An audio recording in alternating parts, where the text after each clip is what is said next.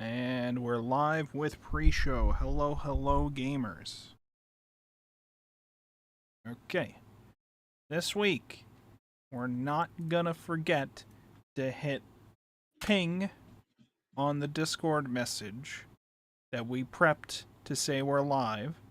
We're also not going to forget to hit post on the social media posts that we have ready for this, too. The task is done. The deed is done. Nothing has been forgotten this week. Do you not have a way to just schedule No, them? I'm not scheduling this. No, I went through this before. I'm not mad at you. Okay. I'm mad at the concept of scheduling it. To be clear, I've tried this before. Okay, it's a whole thing. What's Not scheduling it. I don't like scheduling those kind of things either because so you can schedule the posts for like Twitter and Blue Sky. That part's not an issue. You can't schedule Discord go live things unless you're having a bot do it, and I'm not doing that. So That's reasonable. Can't trust the clankers.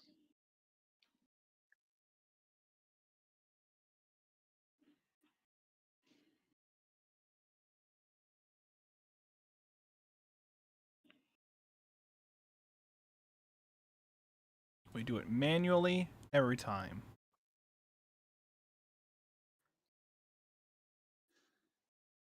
They got manuals? No, they don't. Oh.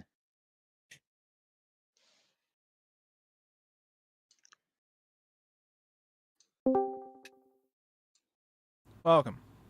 Hello, hello. Hello.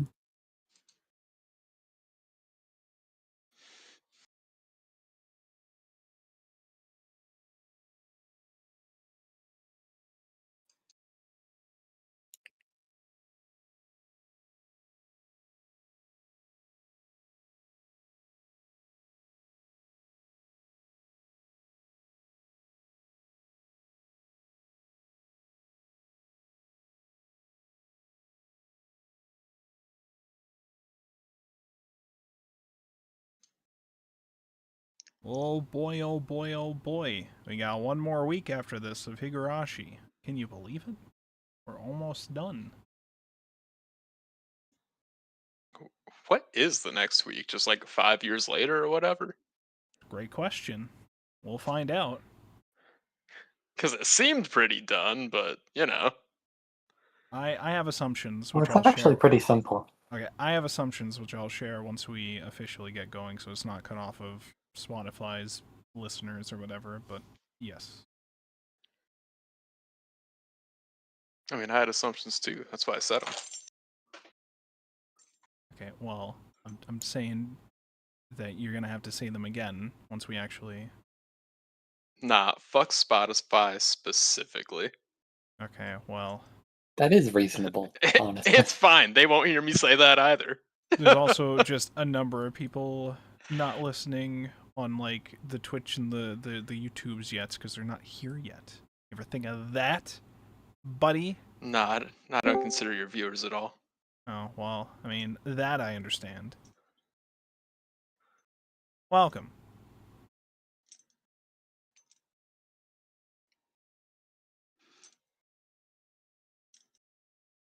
I'm gonna turn my AC so I'm not dying later.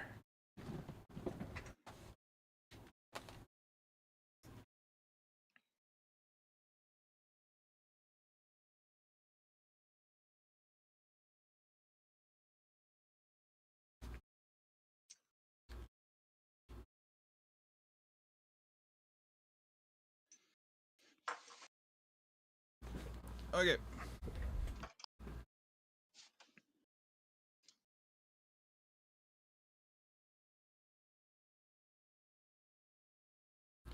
Alright, we're waiting on Shadow, and then I think we're ready. Allegedly. Allegedly. Allegedly. Who can say for sure, though? Not me. Probably Shadow? Shadow can't say anything for sure. Not even about Yu-Gi-Oh! GX Spirit Caller.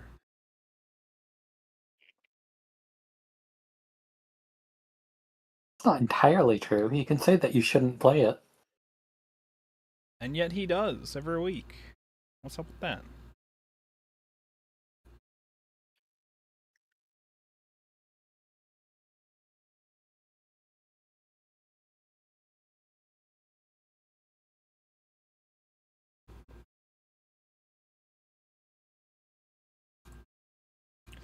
Oh boy, oh boy. Oh boy. Off Guy is a month away now. Can you believe it, gamers? Oh fuck. My back. Ah. Don't Nice say one. that. That's a You're gonna month make me away. want to start packing immediately. You should be packing right now. What is an off-kai? Off Guy is a convention A for terrible, horrible. it's a VTuber convention in San Jose. Ah. I take it you're both going? Yes. Against my will. No, I'm kidding. Oh, I have so much stuff I need to do before then. Yeah, you gotta hurry up. Mm. Mm. Time's running out. You're basically flying out tomorrow. You're actually late We're already. actually supposed to go yesterday. No, you guys don't understand. I have had multiple stress dreams about Offkai this year already. Jesus, what, Is it what that happens bad? at Off Guy for that to happen? Jesus. No, it's just I've not been sleeping well the past 2 months, and so that leads to stress dreams. And well, the next biggest thing is going to be Offkai. The last stress stream I had about Offkai, I will say, because it wasn't very long. So usually my group eats at like Chipotle once a year, just because we have a decent sized group, like 10 or so people, and it can be hard to get reservations at a restaurant for that many people, and people have different dietary needs and different just tastes. So Chipotle is usually just a safe bet. And so I had a stress stream that we went to a Chipotle, and it was like the most disgusting Chipotle ever. Just like they were out of half the food items. They barely had anything there. What they did have was like strewn across the multiple containers, like just really like damn, y'all didn't even try. Um and, like, you also had to serve yourself. Like, there was employees there, but they weren't gonna serve you. They were like, "Yeah, if you want it, you're gonna make it yourself." So, we each got our own food, and I remember sitting down across from some people, and I was like, "Guys, we have to eat at an actual restaurant tomorrow night. We can't have just fast food." And then the dream ended. So technically, I had a stress dream about Chipotle instead of Offkai, but Interesting. So don't go to Chipotle is what you're saying.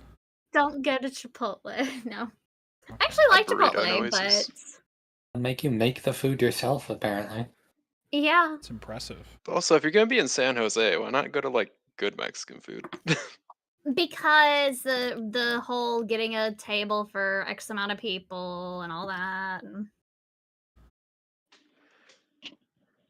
It can be hard to get reservations for like 13 or so people.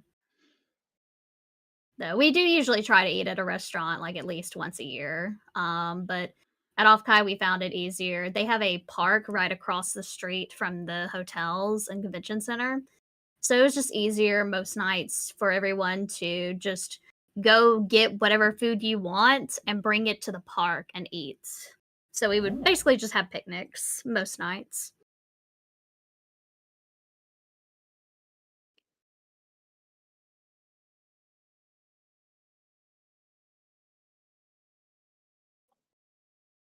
Anyway, Offkai is a lot of fun though. I just have been having not a whole lot of stress dreams, just several. Hello. Just Just, haven't been just sleeping. several. So I see. just a handful. I Just, see. I see. 7 a week. Yeah. Oh, is that all? Sorry. For 10 a what? week. Oh, sweet, sweet. Welcome, Shadow. Okay, do we got everybody here? Are we ready to go? Are we ready to win? No. I think we do. Okay. Are we Finally. ready to get a miracle? No, No. that I'm not sure about. See, I don't, Runs on the miracle. I mean, the well, Steam I- sale just started, so you can play that song, I guess. that's True. You Let's ever see heard how of much a bad Higurashi miracle? is. I've never heard of anything in my life. Ever. Go ahead. That explains a explain. lot. I think the real miracle was all of us being able to meet together for tonight. Was this Thanksgiving? What the fuck? What was? Look, alright, Canada's like a few days over. Okay, you're getting a little early. Huh? We don't acknowledge No, Canada. We don't Kari's acknowledge right. Canada Day. All right. The real miracle was friendship. What? You know what Canada Day? We don't care you're about about to say Canada the Day. We don't acknowledge Canada Day. We're not from Canada. This is an American not? stream, goddammit. Okay. You Last guys I are checked. fucking good money. Last I checked, I wasn't from Canada. Look at Sure. the map again, chap. I know, you went there. You might be infected. You also went there, okay? So we both have Yeah, Nova you've got Scotia Canada syndrome. syndrome. We both have You have Nova the Scotia Canada syndrome, gene? okay? All right. I've declared we're ready to go, okay? We're going to take off the pre-show. We're going to get going, all right? Okay? Yippee. Wow. Hello, everybody. Welcome to another exciting episode of the Anime Book Club here on YouTube, Twitch, and Spotify. We are here to continue our discussions about Higurashi When They Cry, the manga. We're getting towards the end. Tonight, we discuss the final volumes of the festival accompanying arc. But before we get into that, let's introduce our guest that we have here this week in order, as I see on Discord. Arimia How Heart. Introduce yourself. Hello, I'm Arimian. I like shonen shit. So one of my kind of like minor goals for this year, because I always do New Year's resolutions, and I do try to stick to them. One of my minor goals was to read some of the books that I have bought. Because I have bought quite a few books, but You I ever go read to them? the library a lot, and then I check out more books, and then I read those books instead of reading the books that I bought. So that's not good. So this week I've been reading The Man Who Died 7 Times, which is a Japanese time loop mystery novel. I almost said visual novel. Why do you do that? Why did he die 7 times? Why do you do that? So it's actually kind of spoilers. To even do this have in the title ReZero. be that. It's kind of like you don't have to think that much. It's basically the main character. His nickname is Kyutaro, which is a pun on how his name is spelled, Hisataro. But it's actually more a thematic thing because he has the condition, as he calls it, to time loop. So basically, some days he will wake up and he will be repeating the same day again. And he will get stuck in these time loops for 9 days straight. And he can't do anything to escape the time loop. So he just goes along with it. And this is a condition he has had ever since he was cognizant of it. So even though he is a 16-year-old high schooler, he has a more mature mind because in his mind, he's like, well, I'm like 30 mentally because I've lived so many of these time looped days. Like he does a time loop like multiple times a month. So it's not every day, but it is still like, twice a week maybe. That week might be 9 extra days each time he loops. It makes a little bit more sense there. But basically, for New Year's, he goes to visit his estranged grandfather, who's rich, and all the children want his money. And the man dies on the second time loop, and he's like, "Wait a second, what the hell? That didn't happen on the first day."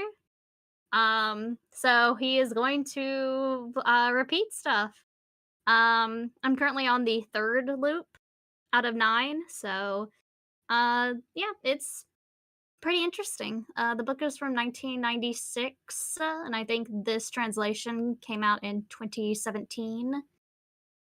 Pretty interesting so far. Very, Wow. very bunch of Japanese novel. Okay. Interesting. Go check out, what was it called? The Man Who Died 7 Times or whatever. Yeah, it has a really cool cover, at least for the American release. Because usually the covers suck for our releases, but this one slaps. Okay, go check that out if you're interested in that. I'm seeing the cover here. It's got all the title on walls and floors of a place, and then there's a staircase and people upside down and or dead and such. I'll show it on stream for like a couple seconds. There you go. Very cool. Go check that out if you're interested in that. Thank you so much for that, Aramia. Next up, Aztec. Introduce yourself. I'm Aztec. I like bad media. And looks like we're going for a theme this week. I just finished watching ReZero Season 3, so... Oh no, what have you done, Aztec? You say that like you weren't also there, Shadow. No, you started a theme, now I have to go with it. Well, and you can't say Peer pressure, ReZero, peer. so... Quickly. But yes, Good luck. ReZero. ReZero's good. Anything else? Steam sales on. Buy video games. Video games fun. What Do did capitalism. what did you think of ReZero Season 3? Oh, that's pretty good. Hell yeah. That was I like... don't want to say stuff about it, because, like, people actually have to watch it, you know? Well, I mean, yeah, of course. I'm not saying to give spoilers. I was just asking for your thoughts, that's all. Yeah, how does it end? That was the third time I had like fully sat through all of ReZero Season 3 in like one sitting, by the way. It's good. I like it. You've been trained in this. Okay, we should then we go to Sailor Moon. We can do all in one session, right? No, that's like All 5 seasons. 4 That'll times be as good, man. long. I thought you were the accountant here. That's like 4 times as long. I don't know, man. Anyways, thank you so much, Aztec. Next up, Rika Chama Fan Club President. Introduce yourself. Hello, I'm Shino, resident cute girl enjoyer, and my recommendation for this week is Mono, kind of slice of life anime by the Eurocamp creator. It's pretty good. Is this the tourism camera one? Or which one was this one? Yep. Okay, yes. I do remember watching one of this as a seasonal, I think. Seemed pretty cool. Pretty nice. Yeah, it kind of starts a bit slow. Like, actually, I dropped it the first time I watched it, but then apparently they don't spend very much time in school, and it actually turned out to be pretty good. Okay. Alright, well go check out Mono the Anime if you are interested. Thank you so much for that. Next up, Shadow Triss. Introduce yourself. I'm Shadow. My anti-recommend this week is Shadowverse, which is also a time loop, okay? I didn't tell you about this. Okay, I see. I was gonna say And my this is like favorite- I was gonna say this is the third time you've said don't play Shadowverse, but it's on theme with a time loop, so I guess we'll accept it. I'll accept it. During chapter 20, I'm actually at chapter 20, so I'm almost done. It's the final chapter. 2 of the characters get stuck in a time loop, but it's like the worst time loop ever. I'm stuck in someone else's marriage ceremony. Happens often. Happened to my buddy Eric last week. The worst. Anything else? No. Alright, thank you so much for that. Next up, Thrice Demoned Away. Introduce yourself. Howdy, it's Thrice, or Mike, she, they. My recommendation, I don't have anything time loopy, so, Ban. damn.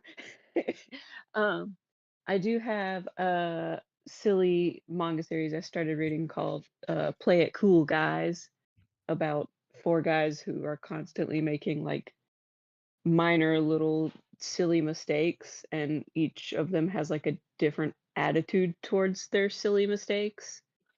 And at the end of the last volume I read, they introduced a 5th guy, so Oh my god. That's a lot of guys. mhm. It's like And it's more like than 2.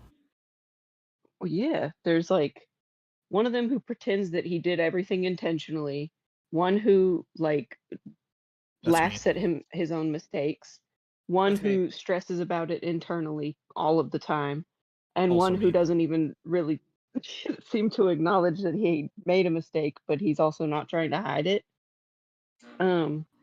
And then I guess this fifth guy writes songs about it because one of them is always listening to his song about constantly making mistakes. So yeah, I don't know. It seems neat.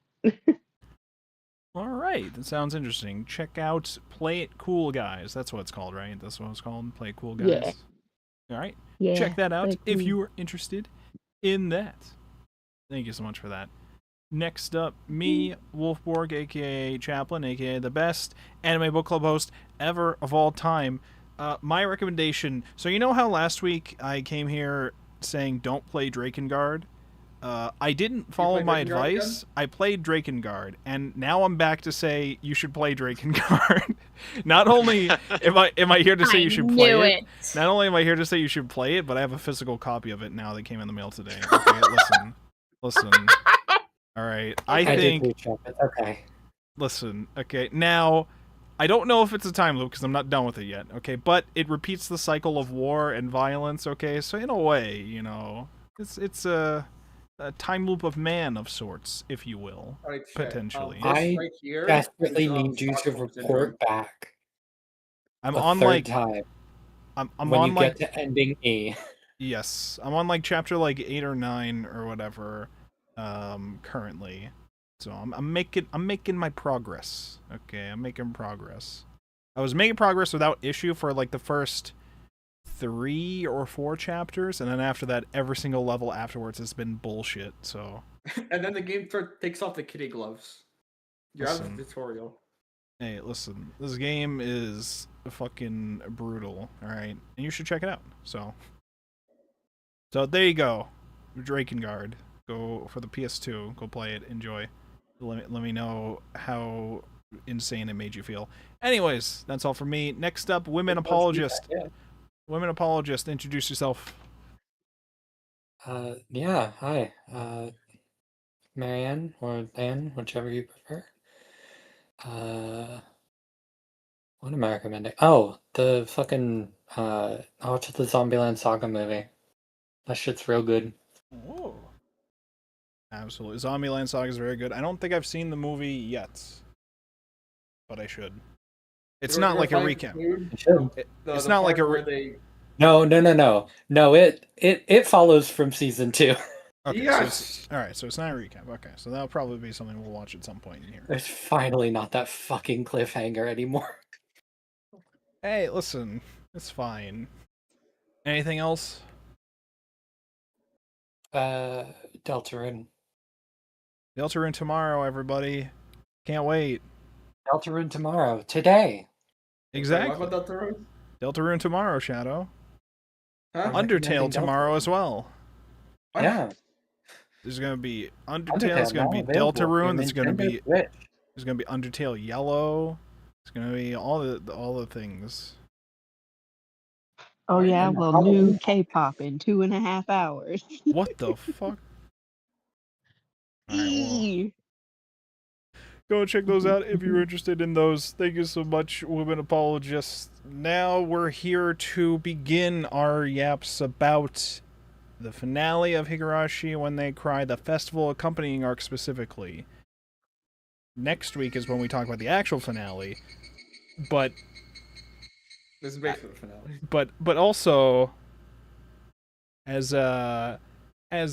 Aztec asked in the pre-show, what is the dice killing arc going to be? It's a 1-volume conclusion thing of sorts, but most things seem to have been concluded here, at least Oh, for this back to fragment. The 5th arc. Remember, Chip? The what? Oh, the Beyond Midnight Yeah, arc this is thing. the Beyond Midnight. Okay. I mean, it could be something like that.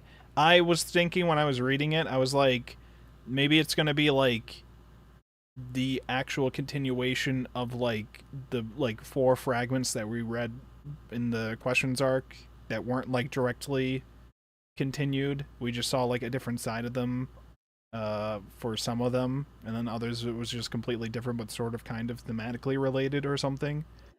So I didn't know if it was gonna be something like that, or what it was gonna be, but I don't know.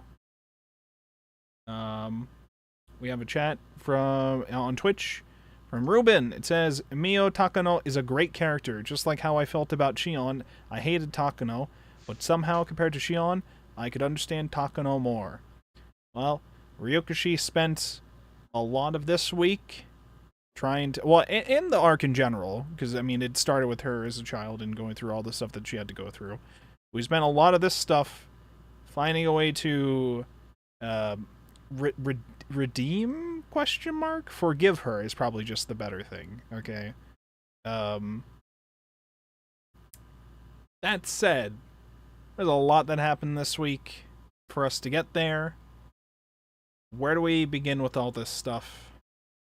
We know we ended last week with like the big fight happening at the Sonozaki place, I believe, and then we resolved that, and then we were like, okay, we gotta go get Satoshi and Tomitake, but they're all gonna be there.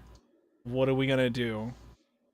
Oh wait, actually, we didn't know Satoshi was there yet at the time. We found out Satoshi was there this week, I guess, and that he's alive still. But yeah, he was just there, and I had thought we were gonna end this volume with them finding a way for Satoshi to return back home, but that ended up not being the case, at least here. Maybe that'll be a part of the dice killing arc or something, but here it's more like we're still trying to figure out what we can do with him, because he's still in the final stages of Hinamizawa syndrome, but he's stable. Like he's not dying, at least. We just don't really know what to do, because if we wake him up, he starts lashing out and attacking people. But it's fine, because now Shion knows he's there, and Shion's able to go visit him. So we can just get him an MMA career or something, you know? Yeah, sure, why not? You just hope he doesn't start pulling out his own throat. Because Look, if he kills them all first. Hey. So the Takano side of things this week, because as you can see in the background photo that we have here, Takano looks like she's the big bad, ready to get rid of these meddling kids that are ruining her plans for achieving godhood. And by godhood, I mean massacring an entire village.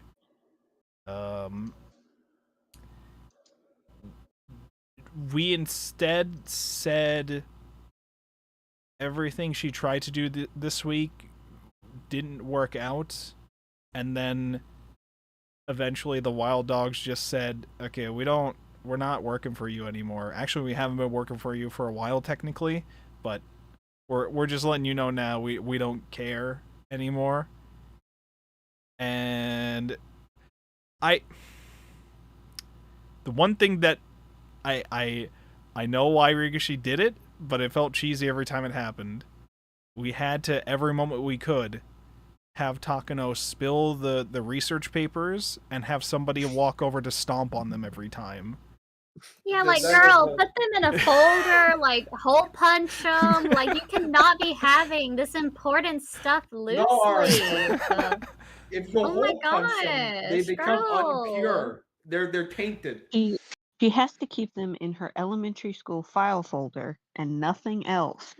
Yeah, Look, if stepping on her grandpa's paperwork is a crime, imagine putting a hole in it. My God. Oh, God. God How dare you. Page protectors to Let's slide at least those pieces of laminate paper in. them. Just Come put like a staple on. maybe? That could help, maybe. Hey, listen.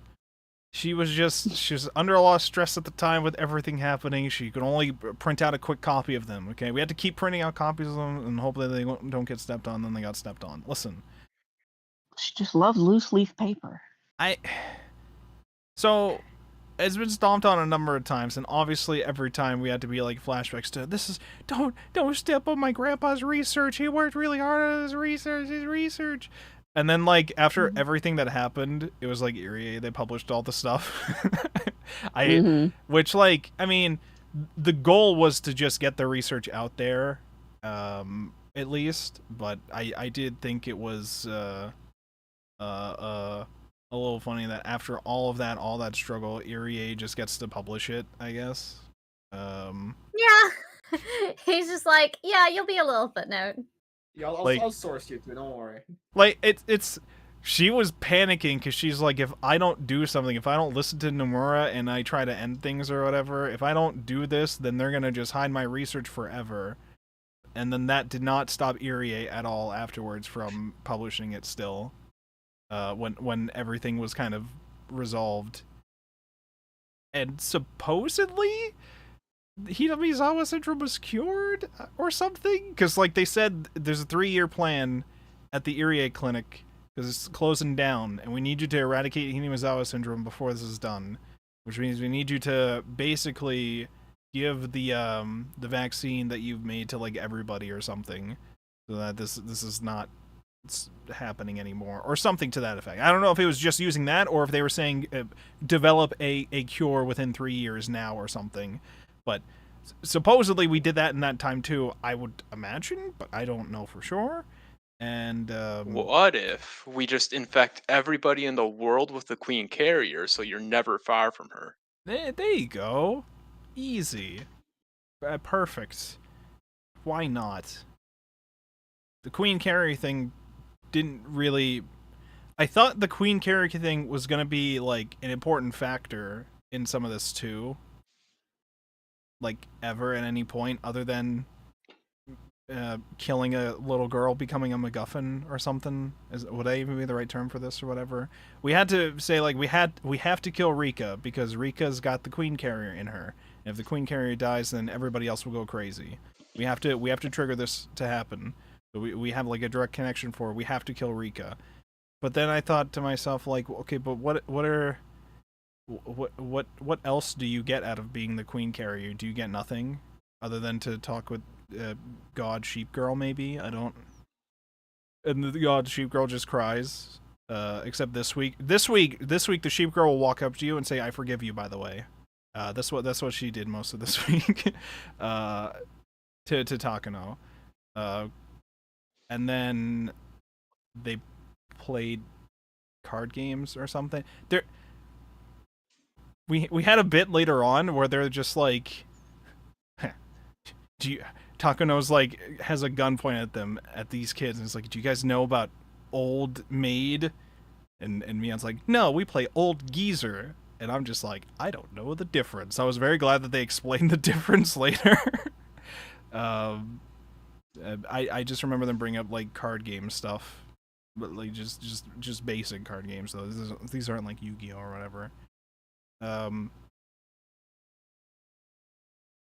was I going with that? I don't even know where I'm going with that. So my general thoughts about a lot of this week was that it was like a lot of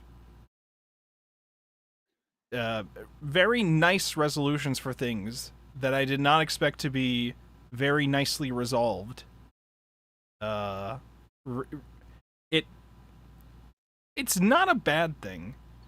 It felt like a little cheesy with some of it for me, but I think overall it was like hopeful, nice miracle messages from Ryukishi.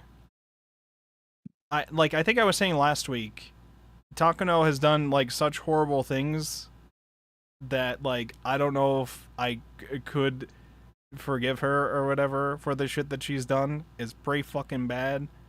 Regardless of the backstory Ryukishi tells me she has. Pretty fucking bad what she still does. And then we have scenes this week where people are walking up to her and saying we forgive you. It's okay. I think I was rolling my eyes a little bit. To be fair, it was only 2 people. It was only 2 people that forgave her. Okay, but they were pretty important fucking scenes for it, okay? And the two people was Hanyu, the god or a god who she's challenged herself against because reasons related to her life. And now she's like, I gotta challenge this fucking 9-year-old looking god. Why not? You think about it, you can take Chip. Well, first Hanyu's trying to say you should kill yourself. you know, as sacrifice for what you've done in order to achieve godhood or something like that. And then it's like, okay, well, it's okay though. I forgive you because I am a god and I'm here to forgive the sins of man if they genuinely feel bad about what they did and wish to atone. And so I forgive you. So it would, like, we had that moment and it felt a little cheesy to me, but when Tomitake did it, I was like, listen, I like Tomitake and Takano together. They seem very, very cute. I don't mind this. I don't. I got turned around when Tomitake did it, I think. I like to mention that how do you, instead of saying gun, she says iron fire. That I thought that was awkward, but then I was thinking, like, this is old time god. Maybe this is just old time speak or something. Know about American weaponry. I was like, is it supposed to be called? Is it supposed to be called an iron fire, or is it a fire iron? Which is it supposed to be? Because I thought it was a fire iron, but I don't. Maybe it's an iron fire. You know, it's really matter, champ. I was a little confused about like that, but the other thing that confused me was something that was already brought up in spoiler chat. Keiichi has a title. Oh my god. Part of the story, okay? What did they call him in this? They called him the Magician of the Mouth because he did a couple sound effects into a radio. Why did they translate it like that? You said it was supposed to be something else, Anne? What is it supposed to be in the VN? Okay, so in the VN, he gets called the Magician of Words because it's a recurring thing for Keiichi that he's really good at persuading people to do the things that he wants them to do. Okay, that bit I can understand. Like, it's meant to be, like, calling back to the whole, like, asking for help is a superpower thing. And I don't know why they did it like that, man. I can hear the beat in your voice. Yeah. At least it made for a good bit. It Yeah, did make a funny bit. I was just thinking, like, I don't remember him ever getting this title, but they brought it up quite a bit here to, like, conclude things, and I was like, okay, sure, I guess. And then, like, I was remembering, like, okay, well, there was one time where he was on the phone pretending to be the cops as, like, a 12-year-old or something, and the uncle believed it, so I don't know. Maybe he is just that good, but because in the context of the title being introduced here, which I don't remember it being introduced at any other time in the manga, at least. Nope. No. Here, it's straight up not in the manga until this, for some fucking reason. They just realized, wait a minute, we never actually brought this up before. We should bring this up before the series is over. Part of the plot. We can't just leave it in the room. This feels like, because I remember reading in the afterwards for the artist was always like, I've been rereading this arc while working on this, and I was thinking to myself, like, did they reread one of them and realize, oh wait, we have not included this anywhere yet, and then they put it in before the end of the series, maybe? But, like, they brought it in as a result of him doing, like, a sound effect or something, so I don't, yeah. Whatever, fine, I guess. He did what he did. He earned himself a title. Good for him. Good for him. Did they also give Rena a title at the same time? I don't remember what it was. I thought they had, like, a name for Rena as well. Ruben's in chat. Not gonna lie, I understood the intent, but I wish the final battle was taken more seriously. The club members treating it like just another club game was cool, but that shouldn't affect the competence of the Mountain Dogs. They ended up being made a joke in the end. This is why I prefer the darker, serious confrontation in Minagoroshi. Yeah, that... Okay, I remember thinking to myself while I was reading... Before I read this week's reading, I was like, we're pretty far in, and we're about to be wrapping this up soon, and I still don't really know anything about Satoko except that she knows how to make traps and that she sometimes lives in an abusive household. But I don't. What else do you need, Chad? What more do you want? Well, and I just and that she has a brother, I guess. Like, I remember thinking to myself, like, I don't know if we're gonna have time to give Satoko more screen time for this. But this week she did, but it was like, I already set up a shit ton of traps in a mountain, which I don't remember them ever walking through before prior to this. Maybe they were, and I just wasn't realizing that they were. But No, they don't set it up in the manga. because I was just like, they're like, I know what we'll do. We'll bring them to the mountain that Satoko. We own this mountain. We know this mountain. We live this mountain. And Satoko set up a bunch of traps on this mountain. That's the most important bit. Okay, they can't stop us once we're up there. I remember being like, have we been there? I just remember the only time I remember them talking about the mountains before is when the Oyashiro-sama curse is reported, and they tell us that Takano's body is found in the mountains. That was it. That was the only time I remember the mountains. Mountains like once or They twice. bring up like playing in the mountains and her traps in the mountains occasionally. It's never Okay. relevant, but Well, now it is, okay? The traps are everywhere, apparently. And it really was kind of like a... You know what it was reminding me of? It was reminding me of Home Alone, like setting up all the Home Alone traps. Yes. Okay, I'm not insane. Because, Somehow like... more lethal, though. they would, like... A couple of them would fall into, like, some sort of trap that's, like, shaped like a well. Or maybe it was an actual well. And then a couple of them would look over the well and be like, command, a couple of our men just fell into a well, and then Keiichi's behind them, bonks them with the bat, and then they fall in as well. You GBJ'd them. Yeah, they're just trapped there. It's like, okay, well, that's diffused. By the way, the first trap was throwing several massive logs down the mountain towards them. That was, like, the first trap. So, I'll probably get a couple. Pretty fucking painful already. We had... Okay, so we already had Okonogi here, which we remembered seeing from Umineko. There was another guy who showed up this week, too.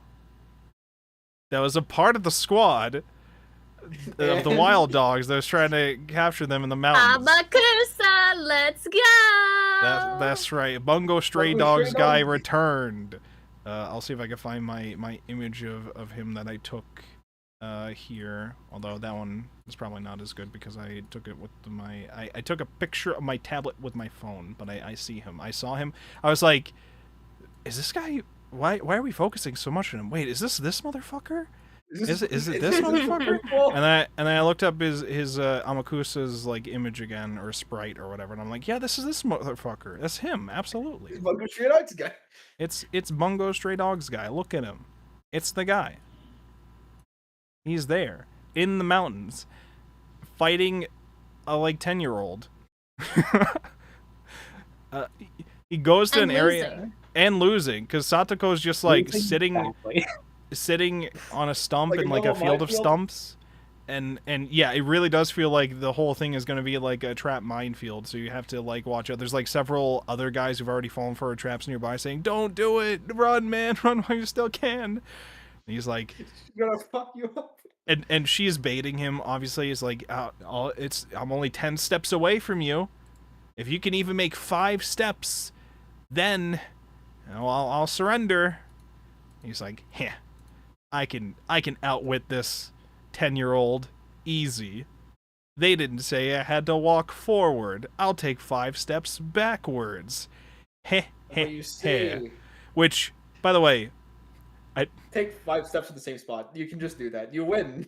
well, I mean, even that aside, like, I don't think the 10-year-old's gonna allow gotchas like that. I don't think the 10-year-old's gonna allow that. First of all, I don't know many 10-year-olds to be people of their words. That's the whole club. So like, first of all, why are you trying to play the mind games like that? Second of all, he walked directly into another trap that I'm just like, you're thinking to yourself, as long as I don't go forward, I won't walk into a trap. Buddy, the whole forest is trapped. I don't know if Yeah. that's... I don't You're lucky know. you got this far, dude. like there's mountains of like dudes that he walked past that were like already defeated by the traps. I don't know what he was cooking. But it's fine. Amakusa survives later and we see him again in Umineko. It's whatever. It's fine. I Bungo do Stray Dogs have guy. to say, those two being in both Higurashi and Umineko, it really reminds me of how The Legend of Zelda has Link, Zelda and Ganondorf, who are just like trapped in this eternal reincarnation And cycle. sometimes And then it does. also Tingle and Beetle are also there. I'm just thinking. I was thinking to myself at some point reading this. I was like, if I boot up Syconia, are these fuckers gonna be in that too? Well, Well, Are they Actually- gonna be there? They're actually the main characters of Speaking some of of, this I have shit. something to talk Literally- about. Well- the first character sprite you see on screen, aside from this like splash screen video, is Konogi. God damn it. God damn it. it's also really funny because he seems to get promoted with each new one. Is Yeah, like, he now he's, failing like- upwards? Like in the first one, he's just Takano's like underling, and that's basically his whole thing. And then there's his whole role in Umineko where he's more important. Oh my god. I want to get into like spoilers for Umineko. And then in Syconia, he's their commanding officer. Of course he is. Why not? A bunch of kids defeated him. Promote him. Fuck it. Why not? Like, he didn't go enough surviving this long. Oh, and you were talking about his hair color in Yes. Higurashi. I was gonna. This is the sprites. Oh my god. I was. It's let me like a post it again. deep sea. It's like a deep forest green. It's not Sonozaki green. So like, so yeah. So this is my thought here, listeners. Okay, I open up the volume, and the first couple pages are usually colored illustration pages, and I open it up, and there's like a nice little drawing that the artist did of like everybody, like the whole cast pretty much, but looking like all cutesy, surrounding like a giant Rena, and I realize I've never seen a colored version of Okonogi, and I'm just like, he's got green hair, and they've positioned him next to the Sonozakis that also have green hair. Like, I remember typing in the spoiler chat, I'm like, is this motherfucker gonna turn out to be related to the Sonozaki somehow? Don't do this to me. I was just like, because I was thinking to myself, like, have Mion and Shion even encountered Okonogi yet at all? To be like, hey, uncle, what are you doing here? But apparently not. They did meet up at some point later. Not only did Okonogi and Mion meet up later, Okonogi said, fuck all the guns, fuck all that, okay, fuck the mission. You're the general who has been defeating me, and so I must fist fight you right now, child. Which, I mean, we he find gets out his ass later that he had already, like, he was no longer working for Takano, so he's just doing whatever the hell he wants. But in that moment, it's pretty ridiculous. For a moment in that scene too, that same scene, there was like, okay, everybody, they all ran away, and they're like, yeah, everybody, we did it. Wait, where's Hanyu? And I thought like Okonogi kidnapped Hanyu, and they were like getting away with Hanyu for whatever reason. Nomura's bigger plan is to capture Oyashiro-sama themselves, and they've identified it. It's Hanyu. We have to capture this sheep girl. But no, that was not it at all. That was not. Hanyu just disappeared so that she could show up in front of Takano and say, "I forgive you. It's all good now." That said, immediately after being forgiven, she points the gun at all the kids again. God may forgive me, but not the world. Because after Okonogi and the wild dogs get their ass kicked by the kids, which, by the way, half of our group is here doing the mountain shenanigans. The other half are back at the Irie Institute. They're invading the Irie Institute to try to save Tomitake and Satoshi, who they know are there. Tomitake is the like highest priority in general because Tomitake is the one who they have to have call the watchdogs to report that Takano and the wild dogs have begun a coup, and they gotta do something about all this. So it's Shion and the adults minus Oishi, I think, go on that journey, and by the adults, so it's like Akasaka, Irie. Was there somebody else? I feel like there was somebody else I'm missing. But Oishi's the only one not there. Oishi's still just back protecting the fake autopsy body of Rika or something, I guess. Last time I remembered. I think that was all he was doing. He doesn't show up again until the after credits of the festival accompanying arc, where they're like, yeah, he's playing mahjong now. Okay, he's always just frequenting the mahjong tables, and now he has a friend that goes to his tables too. It's the Sonozaki mom Akane. Okay, now that he's forgiven him and the Sonozakis and moved past their shit. Okay, now he plays mahjong with her, and I'm sure everybody is happy playing mahjong together. Very, very happy. I say this knowing that the afterward thing also said that they've had to call security on the mahjong group a couple times. Police. They have to call. Listen. The riot police had to get involved when it comes to mahjong. Sonozaki and Uishi got rowdy. Hold on, let me read some more messages we got from Ruben. Yeah, why Keiichi's title was tarnished is crazy. Surprised the title wasn't brought up in Minagoroshi, because that's where it came up the most during their fight against the Child Consultation Center. Okay, I mean, that would make sense, I guess, probably. And the other one is Satoko's mountain traps are established way earlier in the visual novels. I forgot which arc it was, but it was definitely established way earlier. I believe it, yeah.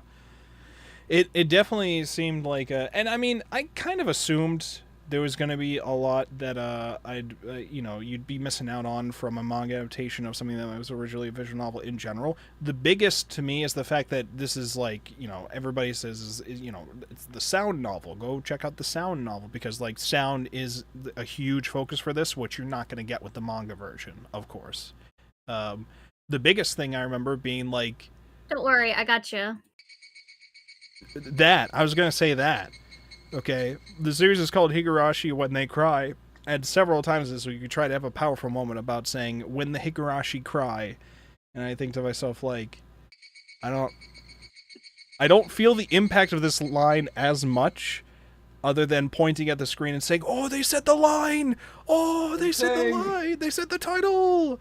But I'm just like, I think I only remember them showing like a couple... They didn't even say the fucking line. Like, they show a couple shots of Higurashi, the cicadas or whatever, in, like, the first couple arcs, and I don't think we focus on that again. Or we don't, like, show them again.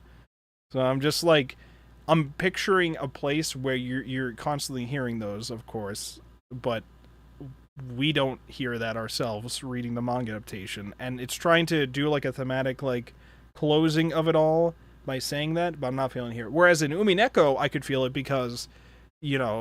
it's when the seagulls cry, and a big thing about that is the fact that the seagulls are not there anymore at the start because of everything happening, or because like ominous reasons or whatever. So they're not hearing the seagulls cry there, and then it's a whole thing about like eventually we'll be able to hear them again.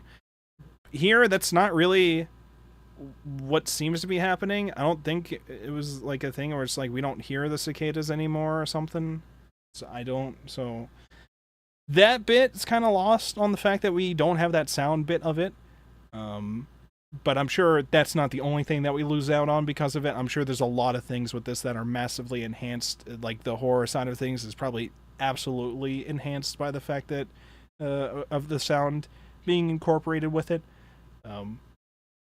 But that's besides the point of this last arc, I guess. But it's something I wanted to bring up because I remember seeing like the title drop several times towards the end, and I was just like, it feels really nice with like some of these 2-page spreads, but also I don't know, I haven't been hearing shit except for when Ari plays the soundboard. Okay, so it's whatever. What else was I going to bring up here? Oh yeah, so we had quite a few scenes between Takano and Tomitake, of course. The first being Tomitake is being held prisoner at the headquarters there for the Irie Institute, and they don't just keep him handcuffed, they keep him handcuffed and shoved under the interrogation room table. And then Takano's in there talking to him. I assume he's also just chained to one of the legs of the table or something, because otherwise why is he down there? The train just wanted to be in his tunnel. Oh, okay, I see. That's true. He's entered the train yard. And Takano's trying to talk to him, basically trying to persuade him to join their side. But then it becomes her begging him, saying like, "I'll do anything. I'll lick your shoes if you want," and all that. I understand the point of the scene, though. I just thought that was kind of a weird line throw in there for this, but it's to show like her being desperate to like want Tomitake to like be on her side. I mean, her whole thing is just that like, and they I think they flat out say this when Hanyu goes to talk to her. She like has done all this horrible stuff, but part of her does feel bad about what she's done. She's doing it for the goal of like avenging her grandfather, almost like making him a god, because he's been like the only person who was able to like save her after everything with her life went wrong, and then people disrespected him, and then basically like did not see him, and she wanted him to be acknowledged, so she kept focusing on that. But because of that, she lost sight of like morals. You ever heard of those? No. Like ethics and all that. And so part of her has felt bad when she's like, I entered that point where I stepped over the line, and there's no going back after that, but I immediately regretted my actions after that, of course. But at that point, I've already gone too far. What am I supposed to do now? Nobody will forgive me for what I do. She wants somebody to forgive her for the things that she did, though. And so, like, this scene is kind of like her reaching out to Tomitake to try to be like, please, like, you're like the main person in my entire fucking life right now that I give a shit about. So could you like please like just join us and like be a part of a like this operation, or you know, just understand me or whatever. He's like not saying anything for I don't know reasons, just like not wanting to talk to her while she's in this state right now or something.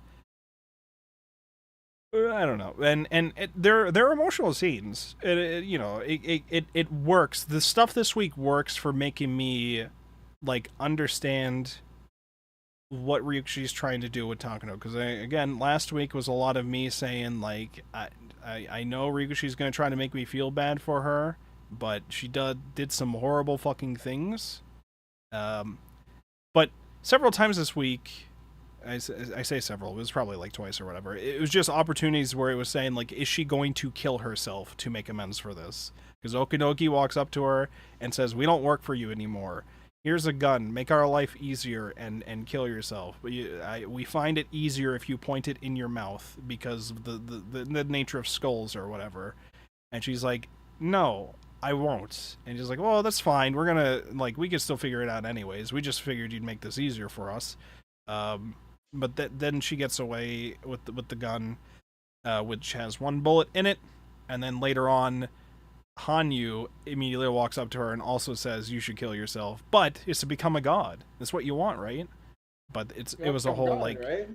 It was a whole speech because she's just like, "I don't want to become a god like that," and the nature of things. Like she's like Hanyu obviously understands where Takano is coming from with all this stuff, which is why Hanyu approached her like that and talked to her about forgiveness and the nature of like God's forgiving sins and all that. And there were very nice scenes with Takano this week. I wasn't sure where we were going to go with that. However, we go from the Hanyu forgiveness scene to immediately she's okay, now she's pointing the gun at all of the groups of children again.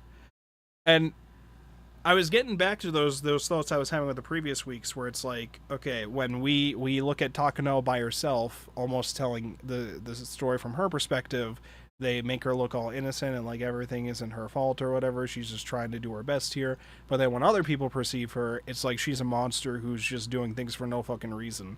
So I was like, it's an interesting contrast with that, I guess, in the same scene. But you say that, chap, but there's one problem. What's that? Why is Takano so short? So which panel did you say that in again? Because I couldn't remember. I guess that's another thing that we should probably discuss as well. We didn't bring it up immediately this week. How the artists here? Okay, how did the art go this week? How do we feel about the art now? Honestly, not as bad as prior weeks. This was a shorter. These were shorter volumes than the prior ones. But I didn't stop at any point and just gag at the quality at any point. Like there was definitely parts where it's like, this doesn't look that great, but um it did not seem as bad as prior weeks. Still would have preferred a different artist. Still would have preferred that this artist actually had more time to devote to some of the art. Well, all of the art. But some of the color spreads were pretty good. I liked some of the color spreads. Yeah, not as bad as prior weeks. Yeah, I remember when I was reading through, I was like, I don't really notice any outstanding. I think the only things that I noticed that kind of felt weird was like sometimes when somebody was holding a gun like extended very far with their hands, sometimes we were like making the hand larger for threatening reasons or whatever. And or if somebody was like looking over their shoulder, it maybe looked a little bit awkward how their neck was turned. But like other than that, and that doesn't even happen often. I just remember it happening like a couple times, and I was like, it's fine this week. I don't really have any problems. I liked there was a lot of two-page spreads, this week, so we seemingly spent some time on those. So I thought it was neat, at least. Yeah. Me just vibing through the text and not realizing the art quirks. I do not see it. Hey, listen. Sometimes you just don't notice some of these things. I certainly didn't notice some things in the past volumes, and then other things I definitely did notice, but you know, that's just how it goes.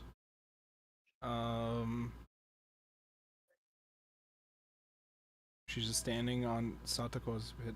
Mion never had her gun. Oh, that's true. What the fuck? Where's Mion's gun? What happened to that? Why was the like holster... she was drawn with it the entire time. She just never drew it. I can only assume it just wasn't a real gun. Maybe? I don't know. Was she also going around shooting small girls with a pellet gun? Maybe. How do you think she became such a good major? Oh my god. By the way, I wasn't looking at all at YouTube chat, and I'm looking at it now, and there's like a bunch of messages from someone named Jim Bunch of Numbers. Jimbo? Wow, a definitely real person. And it says, can you say something about cheese, please? Please say cheese. If you say cheese, I'll like your stream. Please, God, say cheese. I need you to say cheese. I need this. I'm begging you, cheese. If you don't say something about cheese, I'll literally die. 100% true. Wolf Space Blog. They have my family. If you can't do it for me, do it for them. Please say anything about cheese. Please say cheese. Cheese. Too late, I'm dead. What the fuck is happening? And then they said, what would Hanyu have said to this? And then they said still like 10 stream, and then they left. So Yeah, I mean, I think we found our first British viewer. What I will say about cheese is I like mozzarella sticks. Okay, I had some last night. It's very good. There you go. I spoke about cheese. I hope it's not too late. I hope a miracle was performed. I hope we could reach a miracle there. What would Hanyu say about this? Okay, so what else did we have here? Yeah, well, the cheese arc. The cheese arc. So yeah, all the mountain stuff going on. Oh, Kasai was the other person that was with the group. I remember Kasai now because Kasai had a quote. He had a quote scary moment unquote where basically the Yakuza side of him came out, and she was just like, I didn't realize you could be like that. It's like, listen, I'm part of the Yakuza here, okay? Do it again. We don't talk about that. Do it again. They're like, okay, they're trying to infiltrate the HQ. And Irie has some information about it, but he's like, okay, when we go down the stairs, the first thing we're gonna encounter is the literal security center, where they're all just sitting there watching the screens or whatever, and they have guns like readily available there, and they can see us on our way to this room as well on the security cameras. So what are we gonna do? So they like swap in a few uniforms, make it look like they're taking a couple of them in, and then they open the door. Whoops! It's actually us, all in disguise. And then they have like the shootout, which is quickly turned into like an emergency situation because the security system that Irie just forgot to mention starts happening, and it's some alarm that's going in 30 minutes.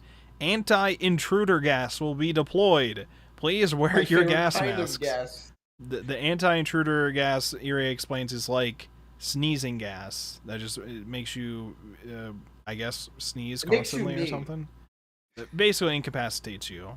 It doesn't like knock you out, I'd imagine. You just effectively can't do anything because you're just sneezing the whole time, I'd imagine. I don't know exactly how that works, but he said an actual chemical for it. I don't remember that shit. I don't know what it was.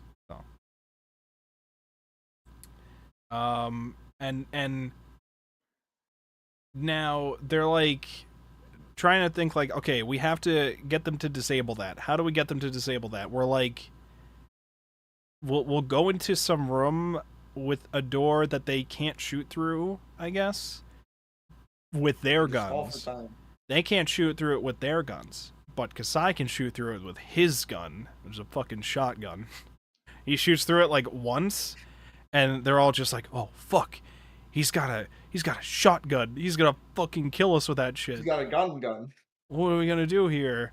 And they thought they got rid of everybody, but there was one guy they didn't account for that wasn't there at the time. He was out on patrol or something like that at the time, and so he tries to grab Shion, tries to make her hostage at some point, but Irie sees him doing it and is like, "Okay, now's my time to shine. Okay, I have to stop this now. I have to save her before she becomes a hostage. We can't do anything." He tried to stab him with a pen or a pencil or something, and it didn't work out. And he's like, "Okay, what if I just bullshit real quick? What if I just tell him? What if I just tell him like, oh, I just injected you. Actually, this is a device that Takano's been working on. It looks like a pen or pencil, but it's actually injected you with the Hinamizawa syndrome instant drug thing. So, you know, can't you feel your lymph nodes getting itchy, buddy? Huh? But it's okay. This ballpoint pen has the antidote." Of course. It's story the ballpoint pen. Now, this is the bit as well, going back to like the whole mountain stuff seeming like Looney Tune shenanigans, where this is the Looney Tune shit. Like, okay, I can accept Irie just bullshitting about the pens. That part's fine. But then he tries to be like, "Oh, you want the antidote? Oh, well, you gotta start, like, you know, getting down on your knees and, like, begging for this antidote if you want it, okay?" And he says, "No way, I'm not doing that. It's gotta be injected, like, you know, from behind, from your ass or whatever. Like, we gotta inject it into you like that." And he's like, "No, that's not happening." It's like, okay, why is he keep adding more to this? And then he just drops everything and then goes on a rant about, like, maid culture throughout the years of Japan, and it's like several pages of this out of nowhere, seemingly, about this. And I thought his goal was to distract him, but he was genuinely trying to rant about this, and then somebody else showed up and just finished the job while he was ranting about it. I'm gonna be real. That whole bit for Irie, not just here but in other parts of Higurashi, I don't. The joke is not working. The joke does not work. I don't know. It like quirky thing to remember him by, I guess, but the joke does not land well for me. I'm just like, what is bro yapping about in most of these scenes where he does this? And here we're doing it in like the important moment, which again, people in here watch ReZero Season 3, there was a moment in that where Subaru also tries something like that, but like he's intentionally doing it to distract people. like intentionally. This is not what Yurie did though. It just happened to work out. He like stopped venting and Shion's just like, oh, Akasaka handled it already, or Kasai handled it. I forget who did it, but they were just like, all right, it's all set now. It's like, what? I was working here, okay? I was working on this.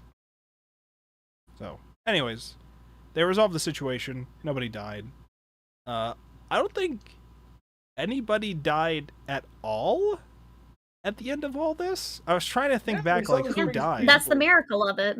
But literally nobody on either side died. Everybody survived. Just a lot of injured arms. Yeah, a lot of pretty bad injuries, a lot of hospitalizations, but they're alive. They're alive, and and that's that's what all that matters. matters. That's all that matters, okay? Everybody's fine when the Higurashi cry. Everybody survived. A miracle. Okay, so like that whole action scene happened with a bit of maid culture venting, and then we find Satoshi, because Tomitake, they find him and he's already good. But the Satoshi, we finally see Satoshi again. Satoshi's alive. Just in a coma. When the gang split up, Shion's like, I have to go with them to the HQ.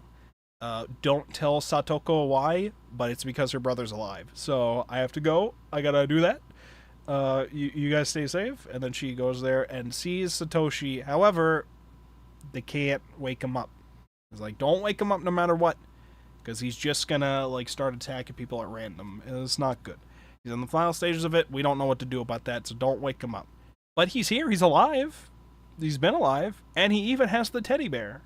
He bought the big ass bear, and we're gonna have him give the bear to Satoko when he's all better. It's just gonna take a bit.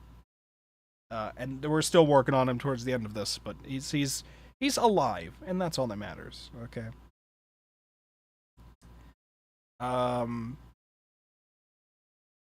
Mountain stuff was still happening. Literally, like, all of the squad just getting owned.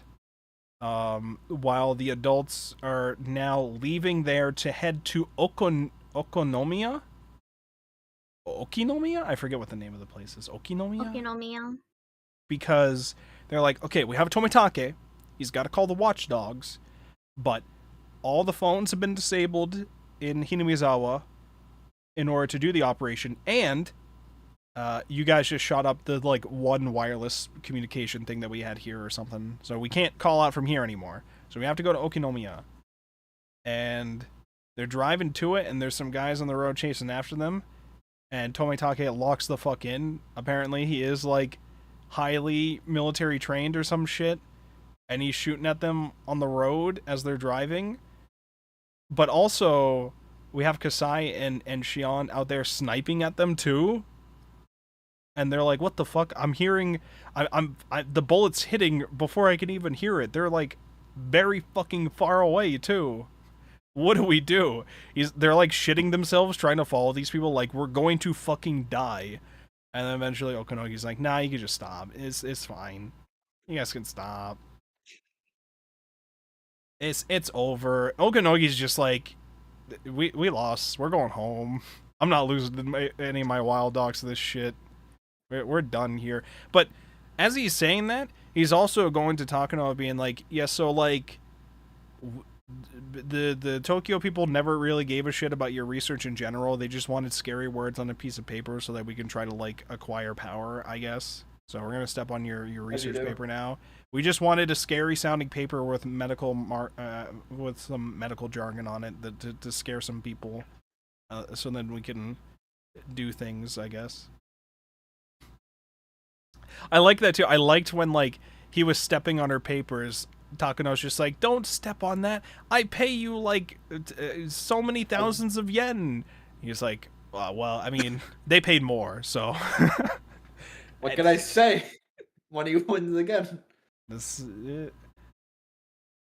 yeah. So, oh, by the way, the Okanogi fight just kept making me think like they're fighting an elf again. Because it keeps zooming in on his ears, and I'm like, these are elf ears. These are elf ears going on. I don't know. And now I know he's got green hair, forest green hair. This dude's an elf. They made this elf a commander in Sakonia. I don't know how to feel about that. Also, I'd like to mention during the fight, Okadogi's like, no, Mion, you're supposed to follow up that with a kick after you throw me. that was reminding me of when I was training for the Melty Blood tournament stuff. Yes. Like, everybody I was fighting in the practice matches leading up to that was I was just like, all right, well, I beat you, but also if you had just did this would have like helped you out or whatever. Like they're just giving people advice mid fight or whatever to make the fight like. You know, it's me and Tim when we're playing Guilty Gear on the Wii. It's like, no, you're supposed to follow up with that move. Okay, now it makes sense. Yeah. It's very funny. But I love that, like, the whole time he's just like, these kids must have, like, a highly trained commander that's, like, leading all of them to do all this stuff. I have to meet that man. I have to meet that man on the battlefield. Who's your commander? Hi, that's me. To be fair, she calls herself an old man constantly. That is true. That is true. By the way, that reminds me, when they said they play Old Geezer instead of Old Maid, for a second I thought, like, is this the same game, but they just call it Old Geezer because she refers to herself as an Old Geezer? But apparently these are two different games. Old Maid being... I wouldn't be surprised if that is why they named it that. Oh, okay, alright. So they're saying, like... So there's a thematic reason why this was brought up in the middle of all that bullshit with Takano. It was like, Old Maid has a Joker in it, and the point of it is you lose if you have the Joker in your hand towards the end or something, but Old Geezer has one card less or something? I forget. I was trying to understand the thematic reason between the two games of these games, which I don't know about. I know Old Maid a bit, I guess, maybe, but it sounded like they were trying to say, like, because Takano's like, do I have to be the bad guy? Do I have to be the one to blame for all this stuff? Maybe. But they were trying to say, like, no, listen. There could be a different world where, like, something's just missing or something. I was trying to understand what we were trying to say thematically there, and I was a bit confused. But I understood in the end we were trying to be like, you know... You don't have to be the bad guy or the one that we pin the blame on all of this for. We have a different person for that now. Their name is Nomura. We have a different person for that. It doesn't have to be you anymore. You could be blamed for partially some of the things, but like Nomura was manipulating you as well. So, I'm sure there's no further complications there whatsoever. Oh no, definitely not. Definitely not. Yeah, because a reoccurring... Oh, the other thing that happened in that Takano scene. We fired the gun. She's got one bullet in the gun. And at first she tries to say, like, Mion, I'm going to shoot you out of all these people. Not for any, like, good reason. Just to, like, I've lost and I'm very frustrated about it. And I'm going to kill you as a result of this. So... I only have one bullet, so I'm choosing you. Get up here. And Hanyu steps in front instead and says, "No, fuck you. I'll take it. I tried to forgive you. So go ahead, fire it. I've died before. I'll die again. Fuck it." And she shoots it, and then we return back to time stopping. Seemingly twice here. It looked like she blocked the bullet with like a barrier at first. And then she was called a monster, and then the barrier broke. And then like time actually froze as it was about to hit her. But I guess Rika hacked time because she believed in the miracle that nobody would get hit by the bullet. Everybody was hoping like Hanyu didn't get hit, and that like maybe like Takano or somebody else got hit instead or something, but I think it was probably something like they were hoping like they could take the bullet instead of Hanyu or something. And Rico's like, I believe in a world where nobody gets hit by the bullet. The bullet just doesn't hit anybody. And so she could just walk around, and then she could grab the bullet, and then nobody died from the bullet. So nobody got shot somehow. It's a miracle. How did we feel about that? Do we? Because I kind of hated this entire chapter, to be honest. I don't know if I hated It's the like, entire thing, but that bit I was a little annoyed by. After their little shootout in the cave basement dungeon thing, where it's like became very apparent that nobody was actually going to get hurt for this entire thing, just like all the tension bled off. It's like, oh, everybody's got guns. Oh, they all missed. Oh, he got shot in the arm. Oh, he's threatening with a shotgun. Oh, it didn't do anything again. Yeah, you could definitely feel pretty early on this week, you're just like, nobody's really gonna get hurt in the end of this. And when they were just like, there's only one bullet left, they're gonna take one shot at this, I'm like thinking like, maybe one person gets shot, but like technically it's Hanyu, so she's not supposed to be there anyways, so I don't know. But when we said like, no, everybody lives because miracles, I was a bit annoyed by that bit. Again, these are things where it's like, I'm a little annoyed by these, but I understand thematically what Ryukishi keeps trying to say 7 times with this stuff, or I think I understand what he's trying to say at least, you know? So, it's like, I get it, Like, but also, I don't know. I'm perfectly okay with like the plot being magical. They're like being supernatural bullshit in the background, but when it's just like, oh yeah, one of these characters actually has magic powers and they're actually using them. Oh, okay. I don't know. I like. Yeah. How do other people feel about this week's events in general? I guess. Do other people have thoughts about the general safetyness of these characters or whatever? I guess, or frustrations about this ending bit. The entire time I was reading, I'm like, okay, something's going to go wrong. Come on, Rikishi. I know you're onto something, but no, it didn't happen. It was like, it wasn't really things going wrong in like huge direct ways, except for like Takano. Takano was the main one who had things go wrong for her. Most of the other stuff was like set up for another action scene, which is not a bad thing, but then the action scene didn't really do anything that we didn't expect to already happen. It just felt like it went so juvenile compared to the entire rest of the series. And then it got kind of more serious when everyone was telling Takano to kill herself. Yeah. I don't know how I feel having finished the Festival Accompanying arc. I'm like, I like some of the like everyone have lived happily ever after bits afterwards that we talked about towards the end, but like everything leading up to it was a lot of stuff that was happening that like I didn't enjoy as much. Even like art issues from the past weeks aside, I was like, plot wise, I don't know, man. How do I phrase it? It's not that some of the stuff was predictable or whatever, because it wasn't in some aspects, but like, I think I just wanted like some. It feels awkward to say I just wanted like one sacrifice of some sort or something, but like that's against what Ryukishi's trying to say as well. So It just feels really weird to go from like super high stakes, anybody could die at any time, to like, I twisted my ankle. to like Home Alone, Looney Tunes, fucking mountain traps or whatever.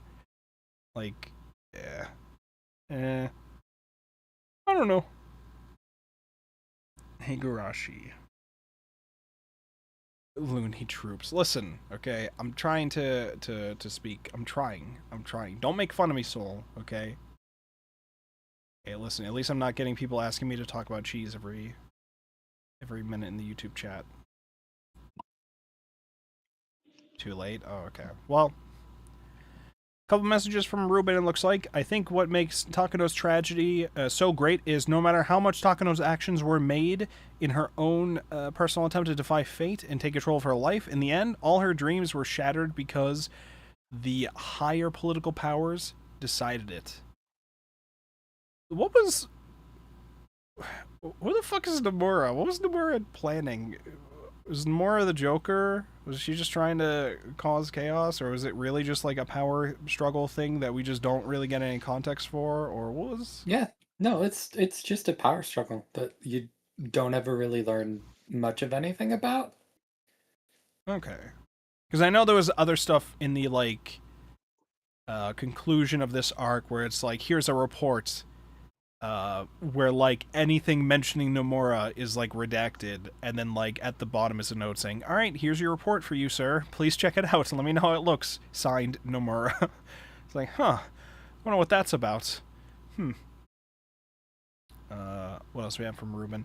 No matter how strong her own will to fight was, it didn't matter. The greater power just decided Hinamizawa syndrome was not relevant to their political goals anymore due to the next generation moving into Tokyo, causing internal power vacuum. And just like that, it's all over for everything she fought so much for. Yeah, like, everything that, like, she's been doing for all that time. Like, all the, like, weird experiments she was doing. The dissections to try to, like, figure out how Hinamizawa syndrome works. And then, they're just like, hey, listen, we actually didn't care about that, okay? We were just using the idea of the project in general. We actually just don't give a shit about any of that. We're just gonna use that for our own political gains that you're not gonna be a part of. So, Ruben also said, Chapter 8 started strong with Takano's past, the fragments, the lead up to the final battle. The lead up to the final battle was hype, but the final battle itself, despite understanding the thematic reasoning, was quite disappointing. Hanyu's talk with Takano was great, but that's it. Yeah, I think I enjoyed a lot of the backstory stuff as well for Takano. I don't think I was disappointed really with anything about, like, how Takano's story was presented. I think that was a very interesting part, and I'm glad that she was kind of the focus of this arc for that reason. I liked that bit of it. I liked the Hanyu Takano interaction with it. I liked Takano and Tomitake's relation here, because, like, up until this arc, I was just assuming she's just been using Tomitake the entire fucking time once it was revealed that she was the big evil. I was just like, maybe she's supposed to use it if she doesn't give a shit, but no, she gives a shit, and they're cute together. So I'm like, well, shit, god damn. That was very, very, very, very nice at the end when Tomitake shows up and they're all, like, getting ready to detain Takano. And he's like, wait, you can clearly see there's, like, fingernails on her skin, fingernail marks on her skin. She could be in the final stage of Hinamizawa syndrome. Nobody can say for sure if her actions are hers to blame or whatever. Or if it could be the syndrome doing it. They're like, but she's supposed to be vaccinated. She shouldn't have it. And he's, like, saying, but we're not 100% sure about that. He's, like, you know, defending Takano or whatever. Not just, like, you're not reading this scene thinking, like, okay, maybe he's just lying to try to get them to leave her alone or whatever. You're thinking, like, this is also Ryokushi's point or whatever. Like, a series of things has pushed Takano to make the decisions that she did, and you don't know if you should fully blame her 100% for the actions that she did, or something else should be to blame for, like, why she made those choices or whatever. And so, well, there's like, also, like, a few close-ups earlier on of, like, her hands and scratch marks on them. right. So it's not really her neck, but it is just, like, she's been scratching a bit, you know. Right. Which, there's enough evidence there that certainly in the heat of the moment like that, you could use that to get people to just stand down. you're right. Which I think I think the part where he starts, like, hugging her immediately afterward kind of ruins the argument, but Hey, listen. Yeah, just the immediate, like, it's like, what's you're it still surrounded by called? people with guns pointed at you. Maybe you, like, hold off on the affection. It was sweet yeah, the though. immediate. Hold your horses. Where you? Or trains, actually. Hold your trains. Yeah, they start hugging, and everyone just opens fire. Right in front of the kids too. It's all just the American way. I'm just like, I was like, it's you definitely shouldn't be doing that immediately after, but it's cute. I forgive it. As he's saying, I forgive you. So it's like, you know what? If he forgives her, I forgive him. Everybody's forgiven. Okay, listen. Yeah, we found a new apologist in the group. Who would not be forgiven in the end after all of this? Who do we not forgive? Oh, me. For sure. Well, I think Yeah. I'm we sure should. everybody still hates you. Toko's uncle, right? You know what? Oh yeah. I don't think we That's can true. forgive him. We didn't. I don't think we forgive him. But again, this is the thing that I mentioned earlier. Like I feel like in the end still I didn't really learn much about Satoko. And from how it's been vaguely phrased to me about Gosotsu, it sounds like the things you learn about her are not good and that you should disregard that is what it sounded like I've been told. So I don't I don't know.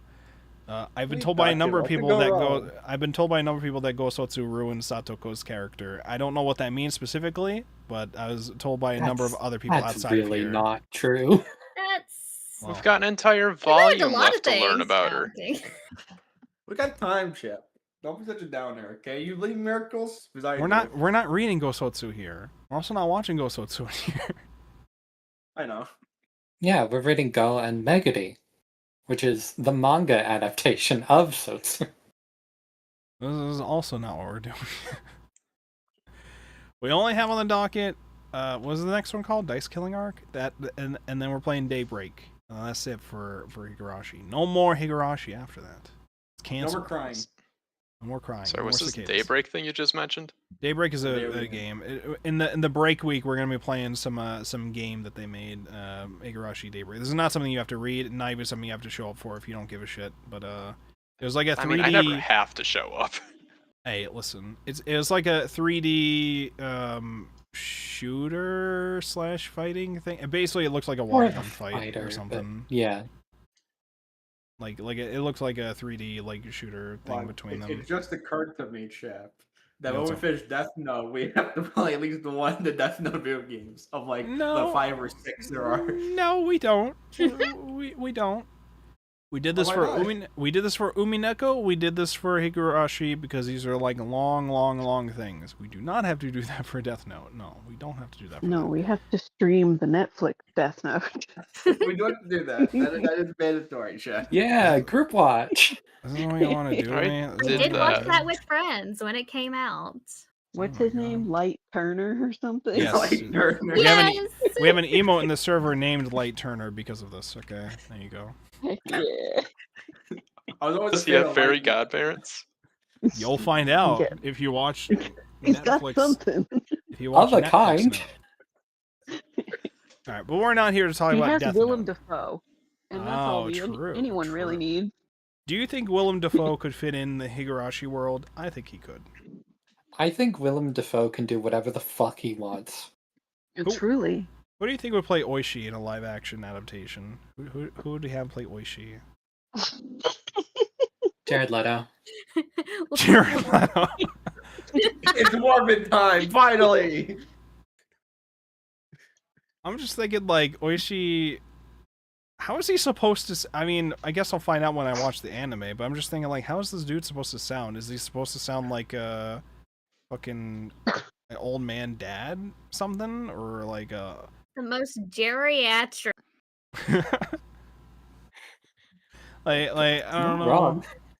I just know I look at him and he looks like a fat, ugly face-looking dude who keeps going or whatever. I don't You're like, laughing. You're playing Mahjong and you're laughing.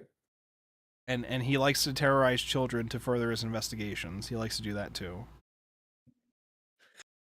He's a cop. Harassing kids is just what he does. That's what But he it's does. fine. He has AC in his On the car. nicer end of what cops could do. He has AC in his car. That's all he needs. He's an AC and a car, okay? He's almost become too powerful, okay? We have to stop him. Not that he gets to use them in this arc anymore. Okay, he's stuck at the the precinct or whatever, just guarding a room with nothing in it to stop people from finding out that the autopsy is not real, even though that's already lost already. Inside the room is a secret weapon, the color TV. Oh, I see. So we have like several times now where we have to step on the paperwork this week. The first was with Okonogi saying we don't work for you. The second time was all the guards, the watchdogs, after Tomitake called them there, being like, all right, Takano, we're taking you in. And she's like, no, stop. And then Tomitake's like, no, leave her alone. And then they hug. And it's cute, though. Okay, the art for that scene I thought was very nice. I thought it was cute.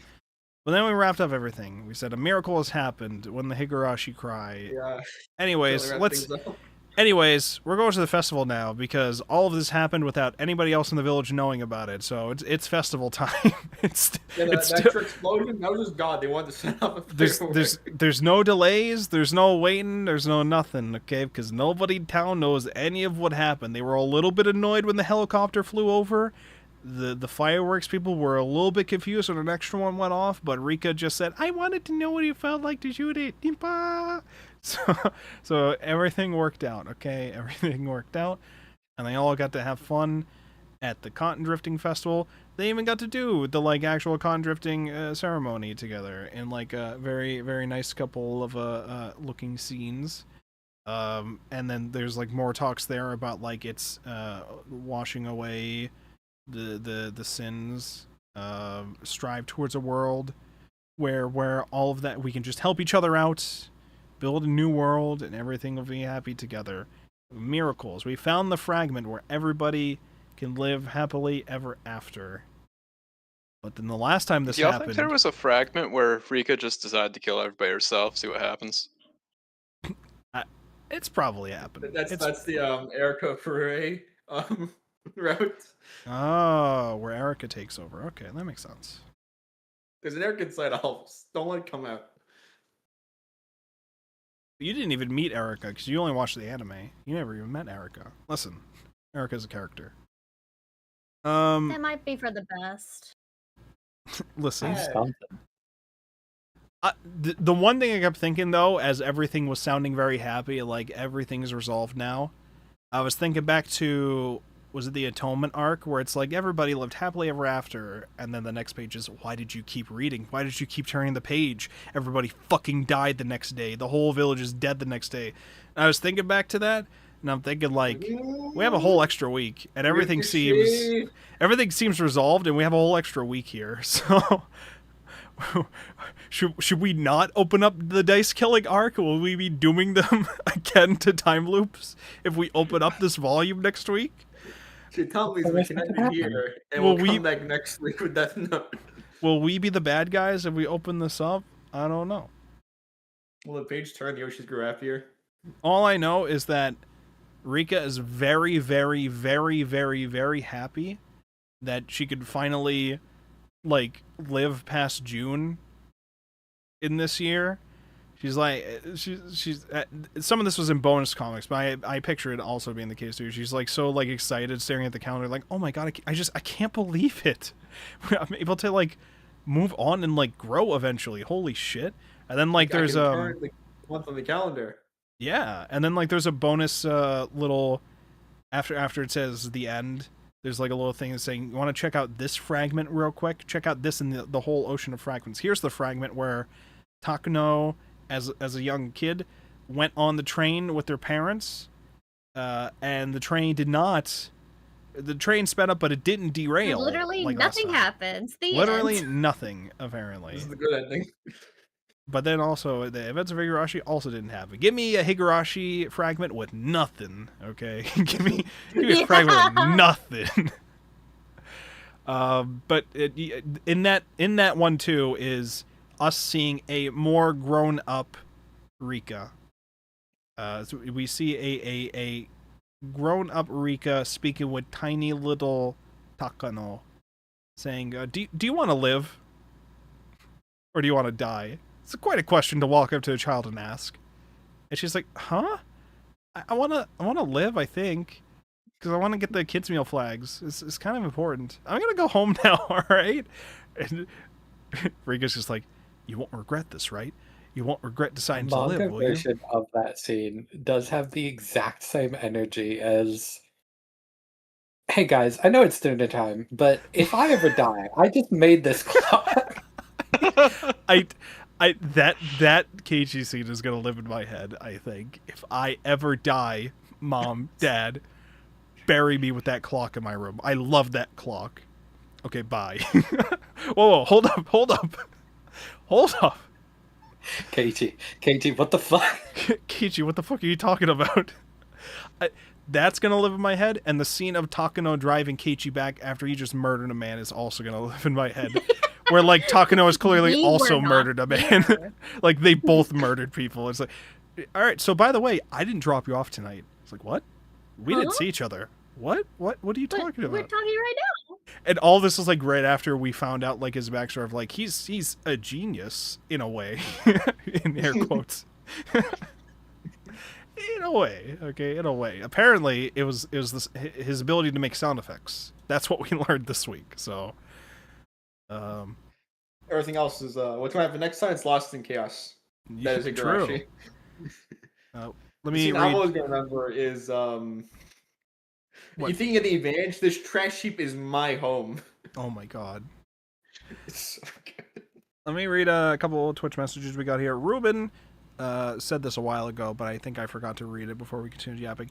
But as the old guard all died out, ending with Kozumi's death was the start at the end for Takano, because the new generation were the ones who didn't care about the syndrome and using it as a biological weapon. Yeah, because like Koizumi or Kozumi, whatever his name was, like that guy. Him and like everybody else in Tokyo was like involved with trying to suppress Takano's grandfather's research at first, just because like they didn't want the public to know potentially that they started some other war due to Hinamizawa syndrome. They didn't want that to come to light, so we were just like trying to hide that. But then the guy later on in life is just like, well, that's why we did it. That's why we like just had the dude stomp on his research. But like now they're all dead. Nobody's gonna give a shit anymore. So fuck it. I'll put money towards your research. Let's do it. Let's just fucking do it, man. And then he passed away, and then everybody else behind the scenes just really, really wants to take advantage of that for their own whatever reasons. So it's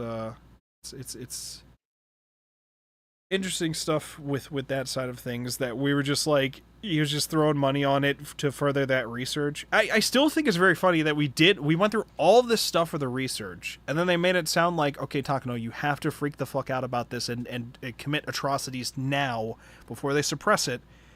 And then none of that happens. We stop her from doing that, but then we just publish the research anyways. After all of that, it doesn't like get silenced or whatever, it's just published anyways. Because Irie just spent more time working on it, and he finishes up, and he published it, and then he said, oh, well, Takano and Grandpa's name are going to be in it too. And here's where we see the true culprit all along was misogyny. True. Just needed a man to do it. True. Irie got to publish it, no problem. Takano tries to, though? Sorry. Oh, no can do. Tokyo's going to need that under wraps. Can't have that happening. Vera says, always wins. Vera says, I love Erica. She's funny. Oh my god. Erica was Erica's introduction to Uneko was very fucking funny. Holy shit. Everything about introducing Erica still lives in my head. It's so fucking funny. I thought it would have been really funny if we cuz I was still thinking like we're supposed to have a connection between Rika and Bernkastel somewhere in this, I assume, because we keep seeing the Bernkastel quotes. We saw it again finally after a while at the end of this. And I was thinking to myself, when we saw the grown-up Rika, is that supposed to be Bernkastel? Yes. Because That is supposed to be Burn. Okay. Because I remember thinking But like he made it a little more explicit in the VN, where they call her Bernkastel. okay. And It's here that's not there at all, but yeah. yeah. They show her there, and then I think they show Burn Castle quotes. Or maybe that was before? I forget. I know there was Burn Castle quotes somewhere. Because I remember being like, oh shit, it's back. Oh, it was when Rika and Hanyu were holding hands saying, we're going to keep getting happier. Everyone's going to be happier. We're not going to compromise on anything. And then it is Frederica Berncastle quote. It says, we will take back all the happiness from then till now. 100 years of happiness for me and 1,000 for you. And then Rika finally was able to grow up and then became a witch, apparently. Why not? Fuck it. It's allowed. We'll allow it. Now, am I supposed to wait a bit before we get to the talks about Lambda Delta, or what was the bit that you guys kept mentioning vaguely about who Lambda Delta might be? Are we waiting before we talk about that, or can we talk about that? Who do you think Lambda Delta is? Satoko. After going through this, I think Satoko. After all of this, I think it's Tomitaka. it could be. I hear he's a train. Does Lambda Delta like trains? I don't remember. She likes candy. It's actually the third Suzuragi twin. I believe it. It could happen. No, that's Okonogi, actually. That's Okonogi. Yeah, it's him. It's Higurashi. I don't know what you're talking about.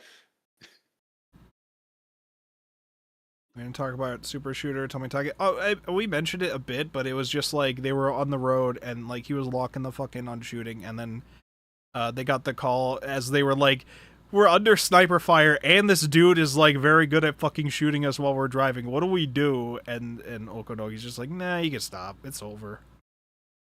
Fuck it. Just give up.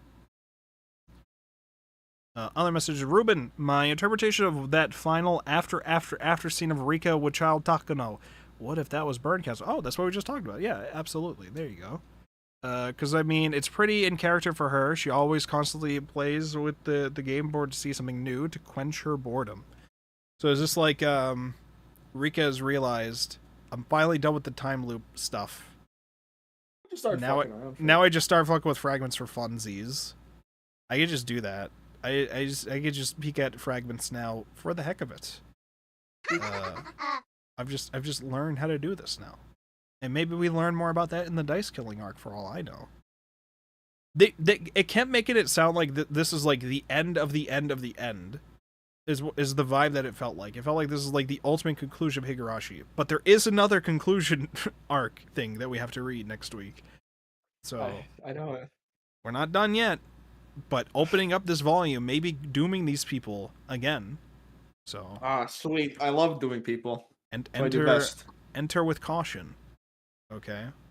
They finally reached their happy ending. Do you truly want to peek at another fragment? It seems like the fragment. Are you not satisfied? No. Aztec's saying like, no, I need like a couple people to have died here. So I we need some more we gotta tweak it a bit. You should read the console art. Oh boy. So, okay. I know we have next week's arc that we're reading, the Dice Killing arc. And I know there's also Gosotsu, which we're not planning to read here, but I know exists as anime. What other things are there that we're also not planning to read, and how important are they? Or are they just like fun little spin-off fragments? Or should we wait until next week to discuss those? I know there's other You're laughing. things. You keep doing the witch laugh instead of just directly telling me if we should wait or not. And, you know, motherfucker, I swear to God, these witches, okay? Umineko witches out here. The really quick way to put it is that, there's witches among us. at least in the visual novel, the console arcs exist and build to essentially an alternative ending for the series, which involve a lot of the like plot threads and things from obviously the console arc exclusive characters. Okay. And eventually culminating with, you know, them intersecting with the main story and characters and the impact that their like existence just has on how things end up playing out. It is also written by someone else. Oh, So Oh, she isn't up to his old tricks again. or is he? It's actually him under a pen name. It was, you know what? I believe it. He just Alright, didn't can you want hit the people to witch think it laugh was for me? him. No, don't hit the Wish Live is a part of the server. It's there. It's there. Oh, is it? Yeah, Yeah, I it's put it in on there here. at some point, so we just have it in here. Anybody can witch cackle I now. didn't realize. I forget when I I did got that. tired but of it's me okay. spamming it from my own server. Oh my god. We already read it, Umideko. Please, Beatrice, leave me alone. Leave me alone. Oh, No, yep, I'm the voice in your head. by the way, book club listeners, okay, who I'm sure we've discussed before, the trend of we read something and then somehow something new gets announced for it. We forgot to address the Higurashi reboot in There's the a room. new Higurashi anime by By- Studio Dean. By Studio Dean, yes. That Ryukishi says is a What new year story. is it? But they're also saying it's a new story. They're So saying it's new, hear me yes. out. I think Hanako from Silent Hill F should just show up like halfway through. What was the one post I saw? Like, what if it starts off like entirely like the beginning of Abducted by Demons, then all of a sudden Battler like tears off the screen and it becomes Umineko the remake, and they just didn't announce it to anybody. No. It's even better. It's a sequel to Minako. I'm just they only adapt the answers arc. They somehow figured out an answers arc that works for the questions arc they presented. So it's actually the first episode is Higurashi, but then it zooms out and it was the episode of Higurashi that's playing on the TV that Mario was watching, and then we started Minako. Oh my god. And then it's Minako. Okay, so Studio D. Higurashi And was it her zooms out Cocomelon. even further. I gotta ask. Studio Dean is like the studio I only think about when I hear there's an anime adaptation of a VN and that it was done poorly. Have they changed since then? Can this be potentially a good thing? This thing, or should we be concerned? I don't remember what Studio Dean has done since then. Maybe I've seen stuff they did. They did what? That game? Let me double check though. Putting Death Game, playing Death Games to put food on the table. Did they do that? I don't remember. Fuck. They did. Okay, all right. If they did that, it's gonna look good at least. I remember that looking very nice. Maybe. The Reina that we have here. So, I'll show it on screen for a bit, but they pretty much shown like the key visual, which is just Reina. Of course, you got to show Reina. And she's got like evil red eyes going on. What's going on there? It's the first arc. Higurashi, new anime. What we got here? Images. Here we go. This, and then I'll show this on stream. Eventually, I'll figure out a faster process for this. Boom. Here you go. This is all we got so far. We got a Higurashi remake and, or I'm sorry, I keep saying remake. It's a new Higurashi project, and we also have this season Ghost in the Shell. So we're going back in time, gamers. Okay, we're going back in time, just a little bit. No big deal. 2004, all over again. We need to be like making a list of like the times where we've read something and then like something new gets announced for it, even if it's been dormant. We had that happen for Familiar of Zero. We had that happen for Orin semi-recently. We read Orin. I think we finished Orin, and like right as we finished it, they announced the 20th anniversary project or whatever. That didn't become anything. It's still in the works. It's not out yet. It's still in the works. Dori was a pretty good one too. Dorihidoro's fucking season 2 getting announced of that. After like 5 years, 6 years, something. Death Note gets linked up. What the fuck? Death Note. This is how we get live action Death Note remake, okay?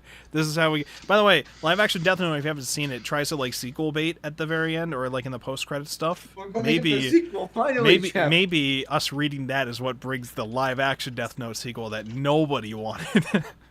Wait, Jeff, that also means when we read JoJo, we're also going to sequel the live action JoJo.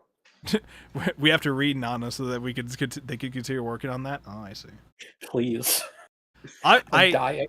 I thought it would have been extremely funny if after we read Land of the Lustrous, they announced season 2 of that. Bro, people would have flipped out. Ah, there's still a chance. There's still time. There's still time. Can I get a new anime for D. Gray Man, please?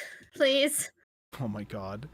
Let's wait to read the Gray Man, alright? You gotta convince us. Now, Umineko, we did get announced, what was the spin-off thing called, or the Fandus thing called? Saku? Saku? Yeah, Saku. Yes, that's happening. We did already have the Umineko live stages performances, but now recent news, it sounds like that might be complicated towards the end of it. Might be, going on hiatus for a bit. So what was the situation? I know it was some drama. It was like the director was cheating on his wife. Screenwriter was cheating on his wife, who played Natsuhi. Yeah, so... Which is like, of all the characters, it just had to be I know. Natsuhi. Oh my god. As we'll call reverse method. I was waiting for that all to finish so that we could watch the all of that in here together, but now I don't know if it's gonna get finished, so I don't know. Yeah. We'll see People about that are one. unsure about it. We'll see. We'll see. But yeah, so Umineko Gold is gonna get a new announcement any day now. Yeah. it could happen. It could happen.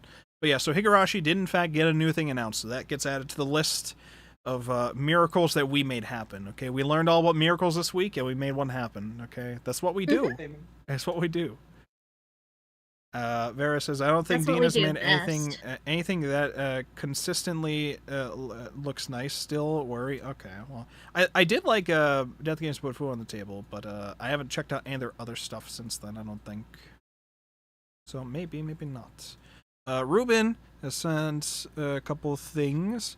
In all seriousness, Lambda Delta has got to be Takano, right? Lambda Delta just looks like child Takano, and considering she's the witch of certainty who rewards hard work, yeah, got to be Takano. Or maybe Takano was simply just Lambda Delta's piece. An interesting theory.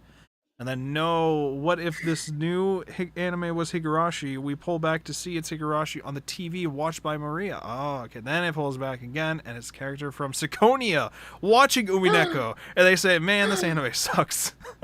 Damn. Pull back again, and then now we're Higurashi again. This is how phase 2 can still happen. Please.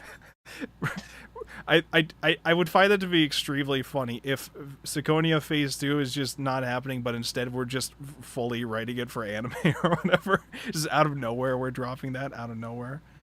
I did also have that thought while reading this week. I'm like, we're at the conclusion of things for this. We've read the manga for Umineko, we've read the manga for Higurashi. Does this mean I have to read Phase 1 of Syconia and then be stuck waiting for Phase 2 forever? Yes. You don't have to be Okay. stuck waiting for a phase 2. We just need world peace, and then he'll write it. I gotta ask. I understand, like, people have told me this, like, Phase 2 is not happening anytime soon or ever because, like, he decided to write with the focus on war and things got real in the world now, and I'm trying to think to myself, like, why did you start this? If why was the do we think the like, issue is that it like very specifically paralleled certain wars. Well, Yeah. I don't know. I haven't read it yet, so I don't know, but maybe. But it's just like, well, a choice was made with that, so I don't know what's gonna happen with that. But it seems like the next step for me is probably to join that camp because I'd probably want to check out more, and I can't imagine they're going to be making a manga version of Syconia unless there is one that I'm not aware of. Nope. they probably wouldn't be doing that until the VN would be finished, which doesn't Wait, sound Chad, like we we're can join a even camp together gonna as a get to the team. second chapter. And I think the assumption would also be that Zirconia would probably be at least 8 chapters as well, or something, or 8 phases, I guess, if it follows the When They Cry pattern. And if we're not even getting to phase 2, I don't know.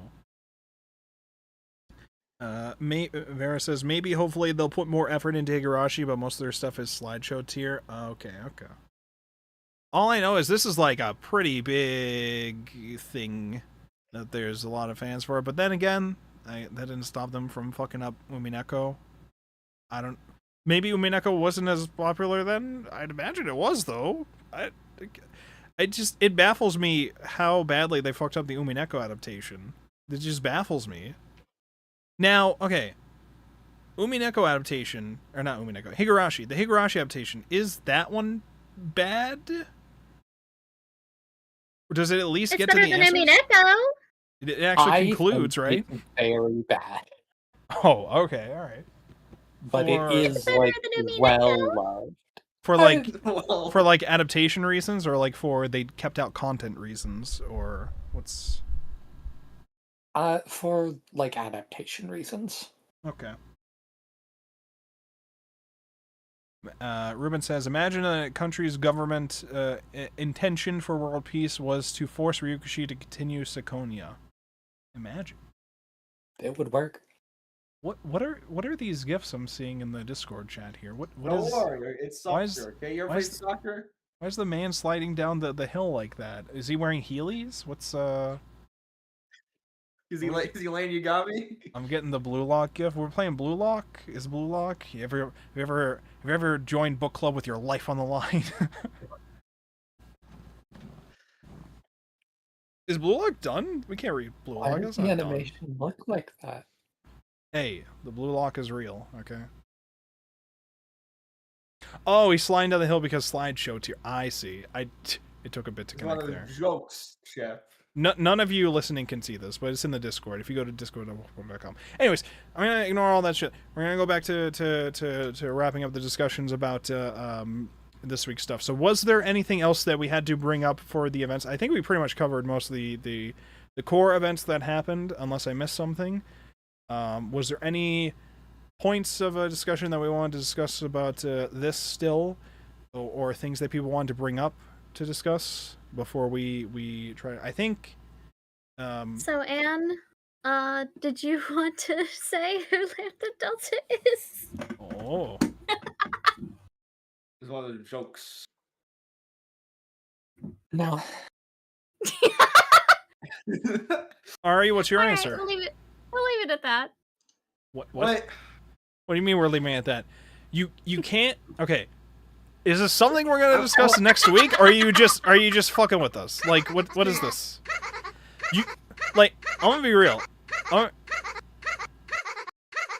Don't make me silence Alright. you, okay? What the fuck? I Okay, have listen. like an absolutely cracked theory on this one, and I only know this because of the end of Umineko.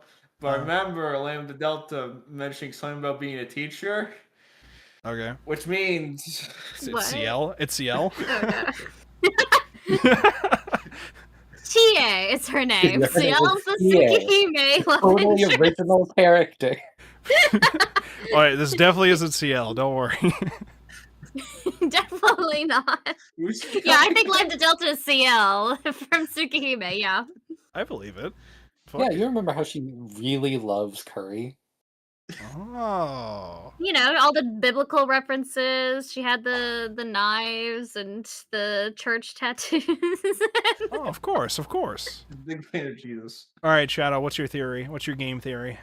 It's the fucking teacher. I swear to God. Oh, that No, was. it's Oh, I not forgot that was the end of your Chie. theory. Okay, it could be. It could be. Hey, listen. In some fragment, it could be. Listen. God damn it. Again, you've been bringing this up for a while. I can only assume it's I brought just up think because it's really like funny. I can only assume it's brought up because it's probably just like a thing that is argued about within the fandom a lot or whatever. I don't know if it has a definitive answer, but I can I'm gonna be honest with you. Before even finding out about Takano, I was just assuming that that's been Satoko the whole time. I didn't even realize it was a question of the matter, and Even knowing Yeah, there's about one last mystery to solve. what's that mystery? What if it's just nobody you know? It's just a character of their own. It's just a girl, yeah. Ryushi isn't that clever. He's isn't that creative. Come on, Desnik. No, as we all know, Well- okay, Ryushi made every Umineko character has a parallel to a Higurashi character. We know this, okay? They're basically just all reskinned Higurashi characters, obviously. Even the alleged twins. I'm still not sure. It's still gonna be one person.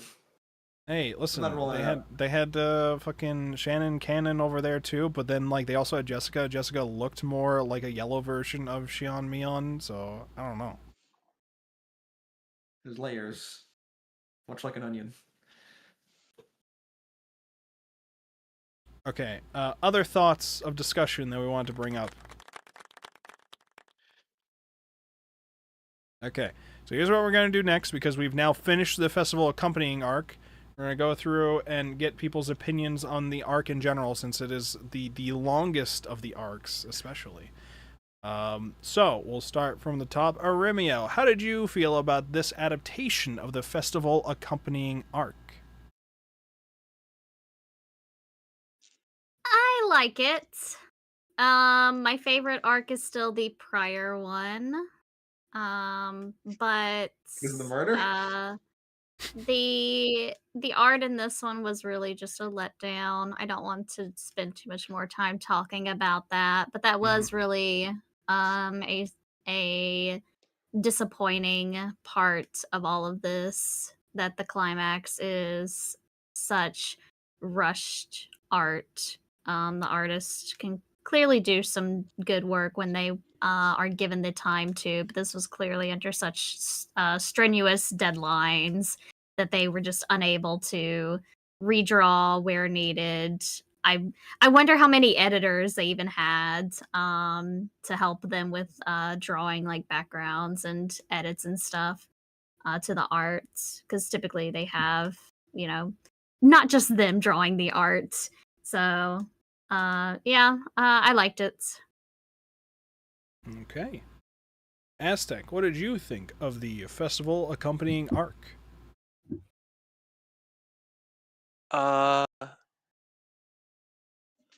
Orphan girls whose name I'm Takano, her name.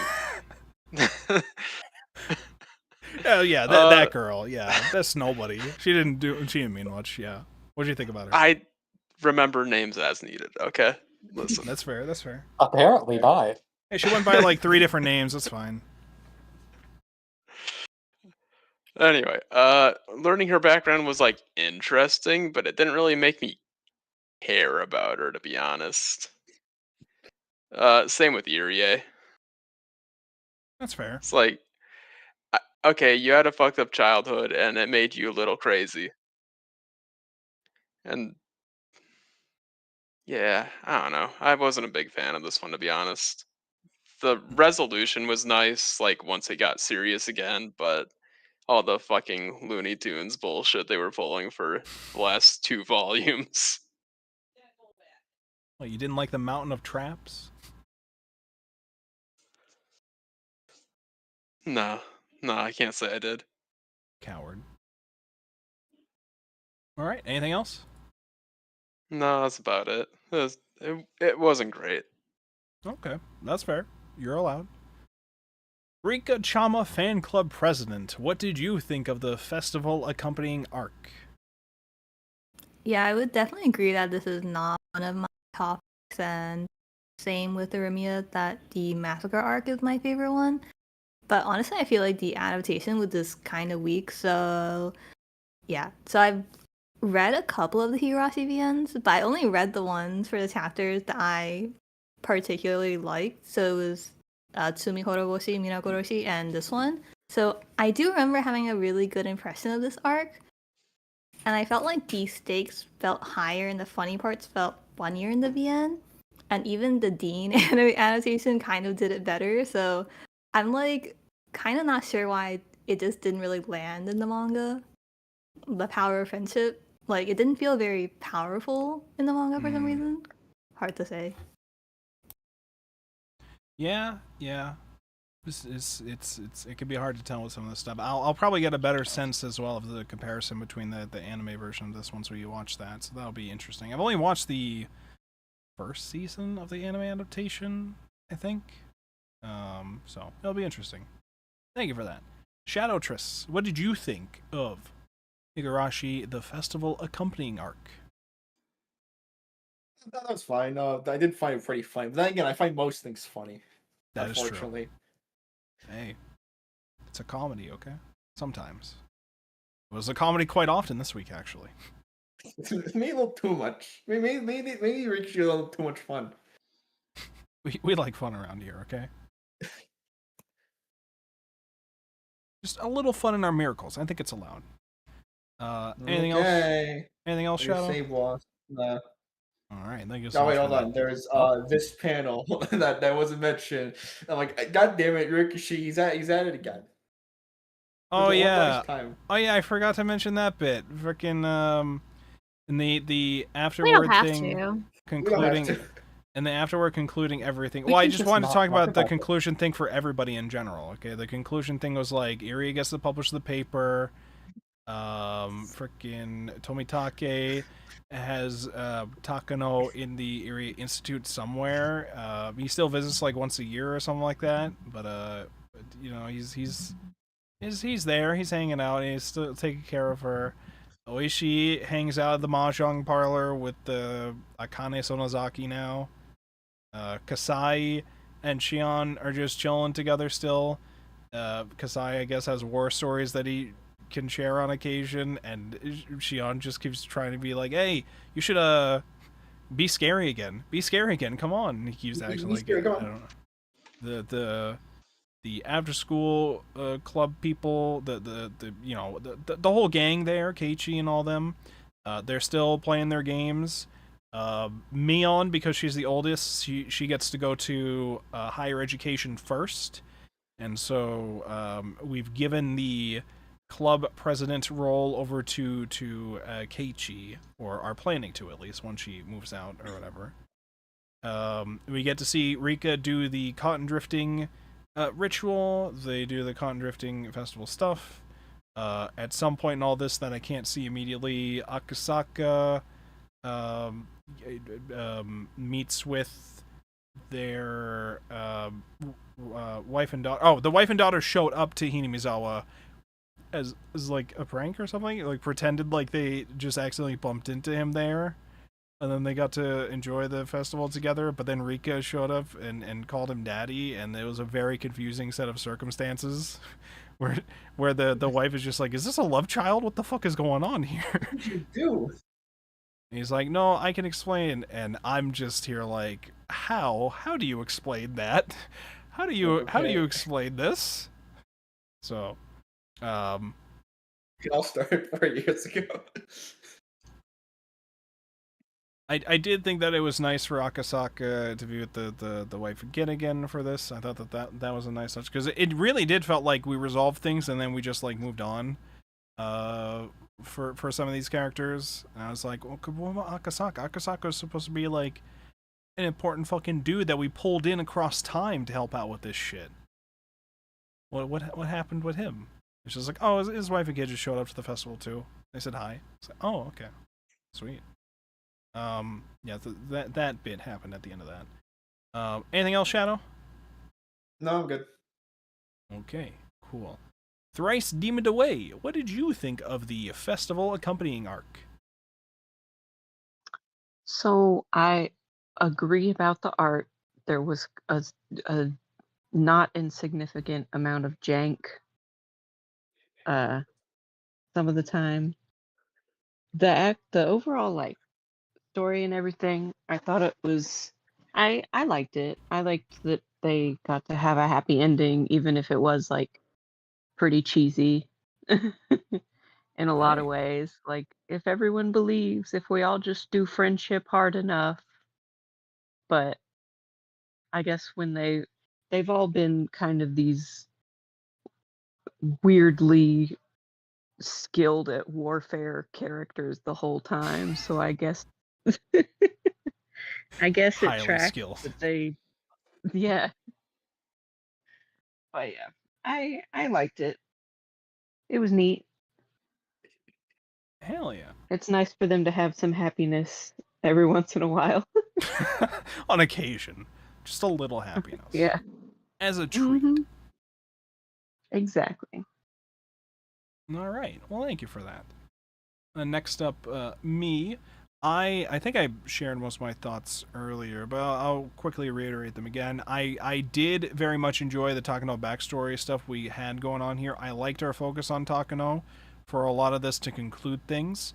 I did feel, again, the way that we did overall conclude things did feel on the cheesy side of things, but like I think I look past a lot of that in terms of the overall theme that Ryuki's going for about like hoping for an ideal world which you can make possible if you learn to like work together with others and forgive people when you don't know their full situation with these things, and to like you know he's told us several times throughout all of reading the series, like, always seek help from others if you're really in trouble. Like, find somebody, talk to anybody, explain your situation, reach out, connect with people, because that was like the big thing, is about connecting with people. And so the resolution of things here was like different degrees of like it was like a lot of action stuff to try to wrap this up, but at the heart of the more important moments, it was like connections with like the kids with Takano and Takano Tomitake, and the Tokyo people with like the situation at hand being explained by Tomitake. I didn't know if they were like, when Tomitake was reporting it, if they were just gonna like ignore everything he's saying and just take over the village, or kill the village, blow up the village, or whatever. I didn't know if there was gonna be like another twist with that or whatever. But like there's a lot of resolution stuff with that. A lot of that was kind of cheesy at times, but I didn't mind it. Even some of the Takano stuff, I was at first trying like thinking of it like she did a lot of fucking really heinous shit, and I know Ryuki's trying to be like anybody can be forgiven, but like also she did some really fucking bad shit. I don't know. And then she immediately pointed a gun at kids afterwards. I don't know, but Tomitake revived it for me, I think. Also, the Tomitake train scene is gonna live in my head for a while. That was very funny. Even the funny, there was too many funny moments for the conclusion of our fights here, but they were fun scenes. I did enjoy the scenes. I enjoyed the scenes. It just felt out of place for like our big conclusion for things here. I think when I feel like it's supposed to be like very serious, it feels like we're having like that just happened kind of moments with this. I don't know. And then there was the struggles with the art for this one. It's less noticeable for the very end, which is nice, but there was some art complication, which again, not something that I necessarily blame the artist for. That's an issue that sounds entirely like it was the scheduling of the release of this manga, like the deadlines related to it, and this artist had no break in between the arcs that they had to develop, it seems. So, you know, it's a bit of a struggle for that. So, well, overall though, I enjoyed the festival accompanying arc more, especially for the Takano side of things. I think a lot of the other stuff that happened with it, everything worked out for people. They were happy together, but overall, I liked the Takano character arc. That was the focus here. That was the main thing that I took away from this, that I enjoyed the most. It's definitely not my favorite of the arcs. I feel like my favorite of the arcs is still probably the curse killing arc and or the atonement arc. But it's hard to say. Maybe I have to revisit to see for sure. But I remember the curse killing arc being like a big thing for me, so. Alright, those are my thoughts of the festival accompanying arc.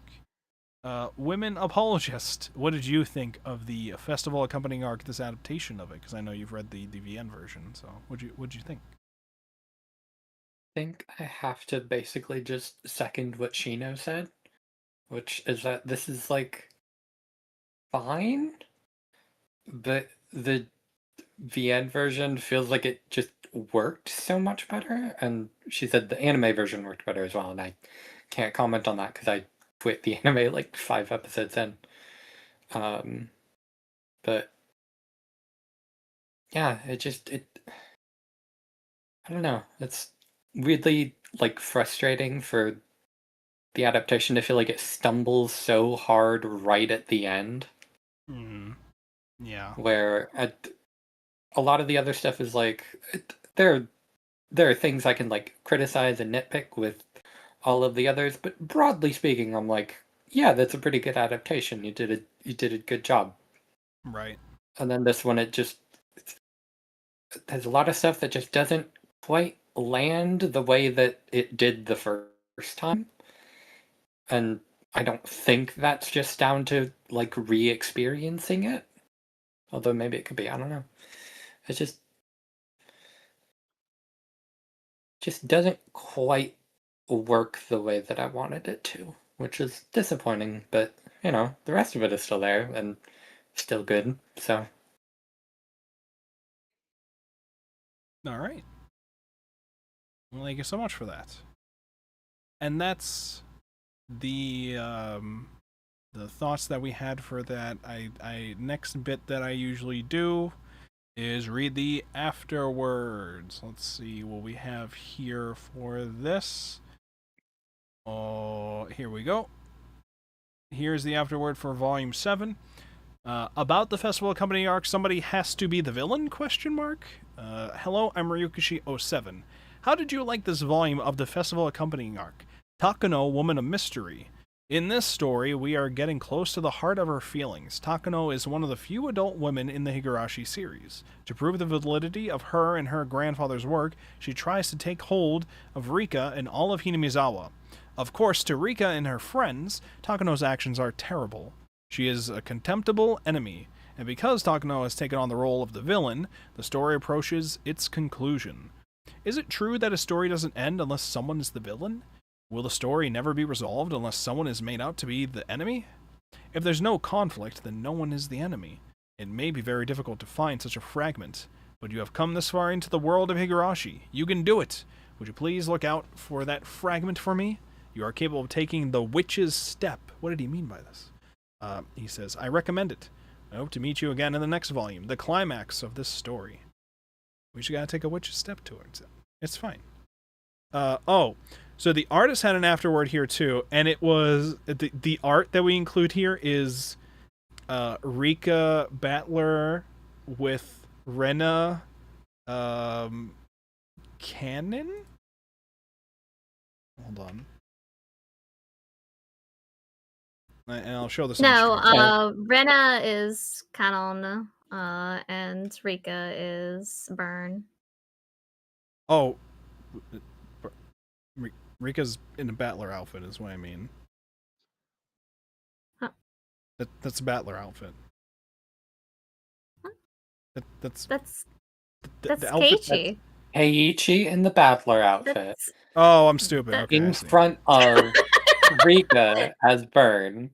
Okay. You said that with such conviction. I was like, well, maybe she cut her hair. Well, that was what I was assuming at first. Yeah, because I was seeing the Rika behind it, so I was like, oh, is this just Rika in this outfit? But this is Keiichi. Okay, I see. That makes more sense. Because that was my assumption. My assumption was this was like short-haired Rika or something. I guess because the sleeves are like super long on him for some reason, which is a weird detail. Yeah, I was Because it's assuming like realistically, Battler wouldn't be that much bigger than Keiichi. Yeah, I was assuming because Yeah. of that and the fact that we had to show like Rika behind the Battler, because I was just like, oh, is this trying to tell me that this is supposed to be Rika? But no, this is not the case. So okay, so that's Keiichi, and then Reina is the Canon. So okay, so there you go. And then we have in the background Rika is Burn Castle. So there you go. Battler's pretty tall. That's true. That's true. Battler's a big lad. But the afterword that we have here is pretty short for this. Thank you for reading this far. The festival accompanying arc is just one battle after another, and the grown-ups really get to show off their stuff. This is the 7th volume of that arc. The next volume will be the last. I feel like it took a long time, and yet it also seemed to fly by. Thank you for supporting me through it all. I hope I can make the climax really exciting. I would love it if you watched over me to the very end. And that was that volumes afterwards. The next afterwards, what we have here. So from Ryukashi, we have about the festival coming arc. This is my wish. Hello, I'm Ryukashi07. In this volume, the festival accompanying arc reaches its conclusion at last. In other words, this long trip through the various fragments finally comes to an end. To all who have walked with me on this long journey of this story, I truly thank you. When I realized that this will be the last time I write an afterword for the manga version of the main Higurashi question and answers arc, I am filled with deep emotion. The story only covers the week leading up to the cotton drifting here in the festival accompanying arc.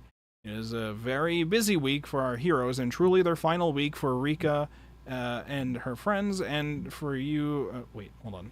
Let me pause here. For Rika and her friends, and for whom Mio Takano, how did you enjoy the world of Higurashi?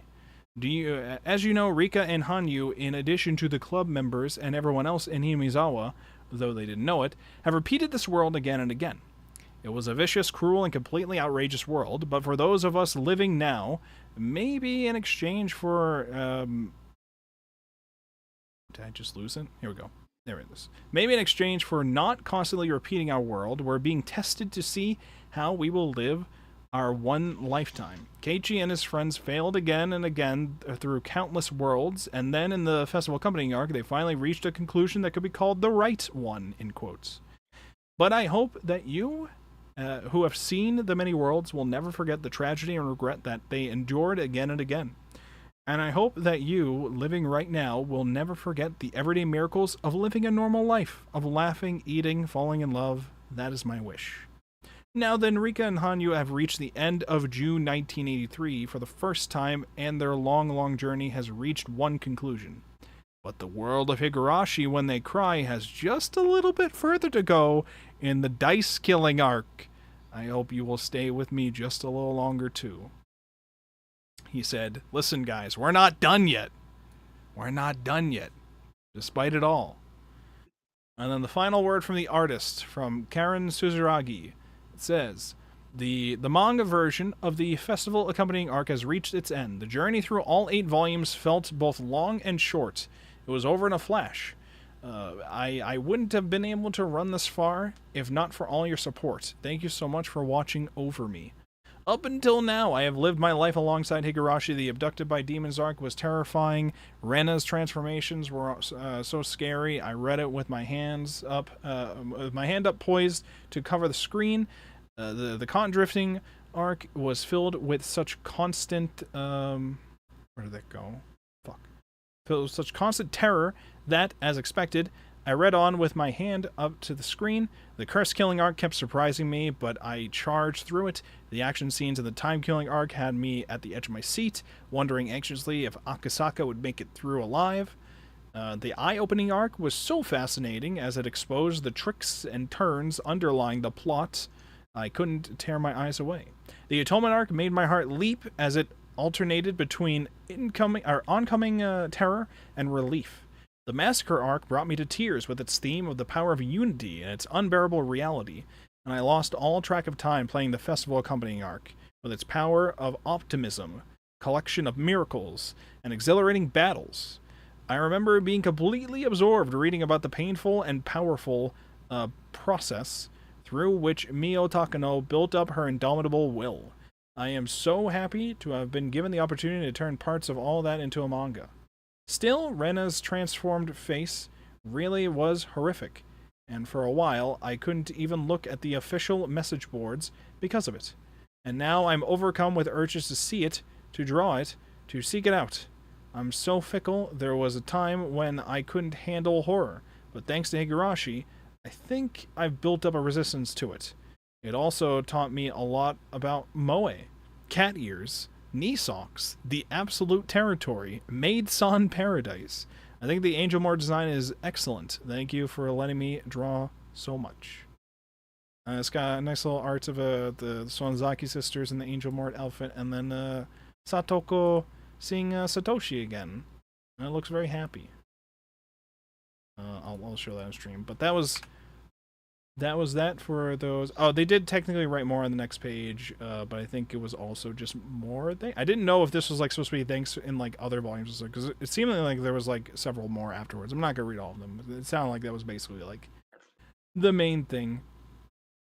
So that was the festival accompanying arc and all of its its conclusions and miracles and whatnot. Did we have any other final things that we need to bring up? I know there's bonus comics, but it was a couple like just quick jokes. The bonus comics were like what are we gonna do now that we can finally go past June? Rika's like, I can't wait to grow up or whatever. Mion's like, I want to be more feminine and get married. And Keiji's like, huh, what was that? What'd you say? And then like she knocks him into a wall. There's a comic about Rika just staring at the calendar now that she's actually able to move past a certain date. She's like, oh my god, look! I just can't stop staring at it. I actually got to move forward. And then Rika grew happier. And then, like, Irie and Satoko are just assuming that she has Hinamizawa syndrome now. And then I think there was just a couple bonus comics that were just about Mion and Mion trying to date Keiichi, I think. So what else? I think that was pretty much it. I'm trying to think if there's anything. Oh yeah, the other thing to remember from the bonus comics and other scenes, okay? Rena has to remember that kidnapping is a crime, okay? Just because they're so adorable, okay? Kidnapping is a crime, Rena. Kidnapping is a crime. It's illegal. Un crime. Alright, I think that's... Oh! No, actually, I already mentioned it. I was going to say there was another bit after the end that says the Erie Institute coup d'etat case report draft, and it was the stuff I mentioned before, where it's like a report of what happened, but like a lot of it, anything that mentioned Nomura is just crossed out, and it's just it's edited by Nomura, so secrets about that, which may or may not ever get answered, maybe in Sakonia or something. I don't fucking know. It doesn't seem like we're gonna focus on that here, unless that's all what Dice Killing Arc is. I don't know. So but yeah, my theories, I think I already said earlier, my theories with Dice Killing Arc is that it's probably just gonna be resolutions of some of the questions arcs that were not directly addressed, maybe, or like a continuation of what happened in those. That's my assumption of what might happen there. If not, just like a flash forward to like 5 or 10 years later or something. I have no idea. Does anybody have their own theories about the Dice Killing arc that they want to share?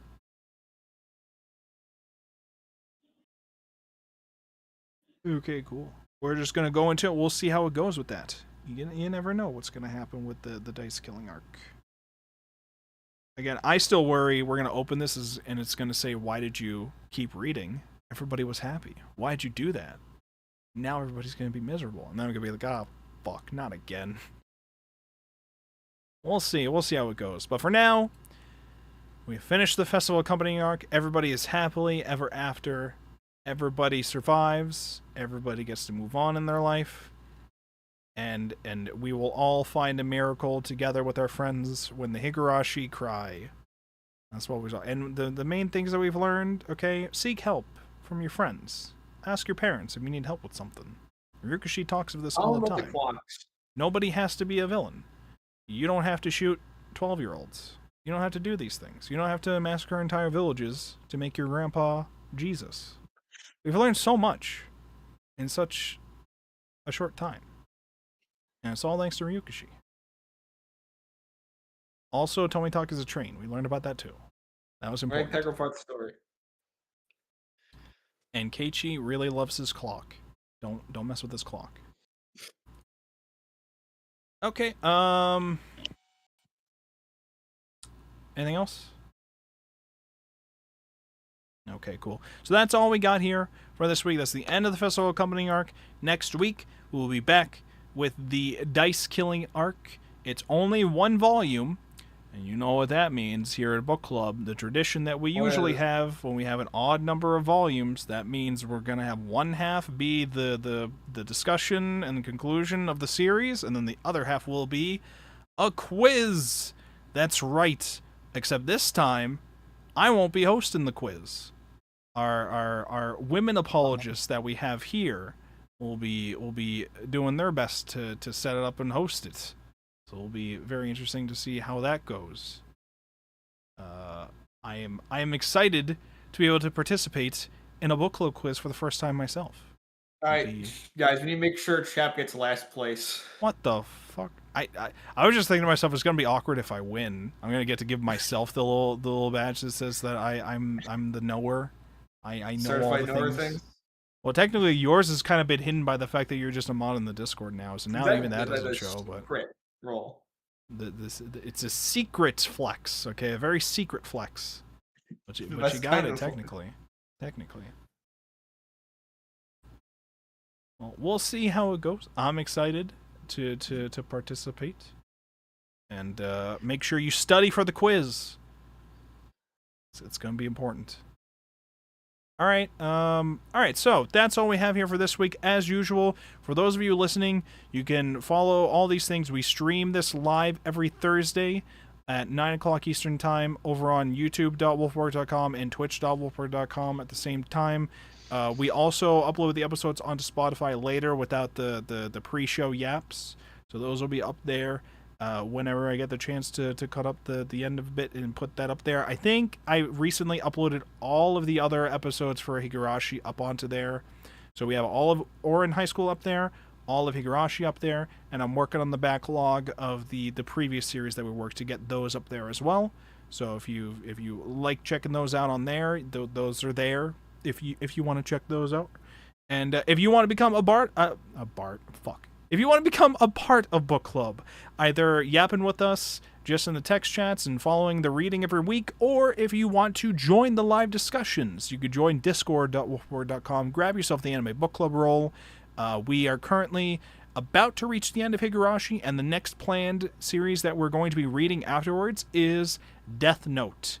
So if you're interested in being a part of that, get in here and come hang out with us, okay? You don't have to be a part of the live show if you don't want to. You could just talk to us in the text chats and share memes related to the series or fan art that you see related to the series. So we do that. And then after Death Note, we're eventually going to be reading the Monster manga. So that's going to be very cool as well. Related to that, we also watch the anime adaptations together of all the stuff that we've read. So we currently just watched Dorohedoro Season 2 because we read that. We will eventually be reading the Higurashi anime once we're done with this. Currently, we are watching through Sailor Moon R, which is the second season of the Sailor Moon anime, because we read all of the Sailor Moon manga. So it's pronounced Sailor Mooner. Come on, get it right. It's so okay. We're watching Sailor Moon R. So if you want to get in on that, we're currently doing that on Sundays at noon Eastern Time. So that's what we got going on currently. We watched the first 6 episodes, so we're going to be watching the next 6 this weekend. So that's the plan that we have currently. For other stream plans that I personally have, I'm not going to be streaming tomorrow night. Tomorrow night I got game night with the boys. We're starting Vampire the Masquerade, so that's going to be interesting. So I won't be around to stream tomorrow night. Saturday, though, we will be playing more Donkey Kong Country with Obobo. Obobo is going to be here. I don't know what time we're going to be starting that, but me and Obobo, we're going to be continuing Donkey Kong Country, and then Sunday is when we're doing Sailor Moon R. So that's all we got here for this week. Thank you so much, everybody, as usual, for coming to hang out. Let's see who is around to raid for this week. Who do we have to say hi to? Let's see. Oh yeah, Deltarune is like everywhere in all of my feed now. It's just all Deltarune. What the heck? I don't know if I should raid into Deltarune Chapter 5 out of nowhere. Yeah, you'll get spoiled on it in the next time. Probably True. not. Everybody's telling me now Deltarune chapter, the latest one, is just being like, this motherfucker is absolutely ready Umineko, is what everybody's telling me now. It's been that way for a while. It was always Umineko, chat. Umineko all the way down. True. Okay, I think what we're going to do is we're going to say hi to Leafy Hamstar, currently playing through Phoenix Wright. So we're gonna we'll get lawyered up. All right, we'll go solve the case. I don't know how far they are in on it, but we'll check it out. I should play the Ace Attorney games at some point. I still haven't, other than the tutorial case or whatever. So, anyways, thank you so much everybody for coming to hang out. I appreciate you all, and we'll see you next week with the dice killing arc. Bye-bye, stream. Bye, stream.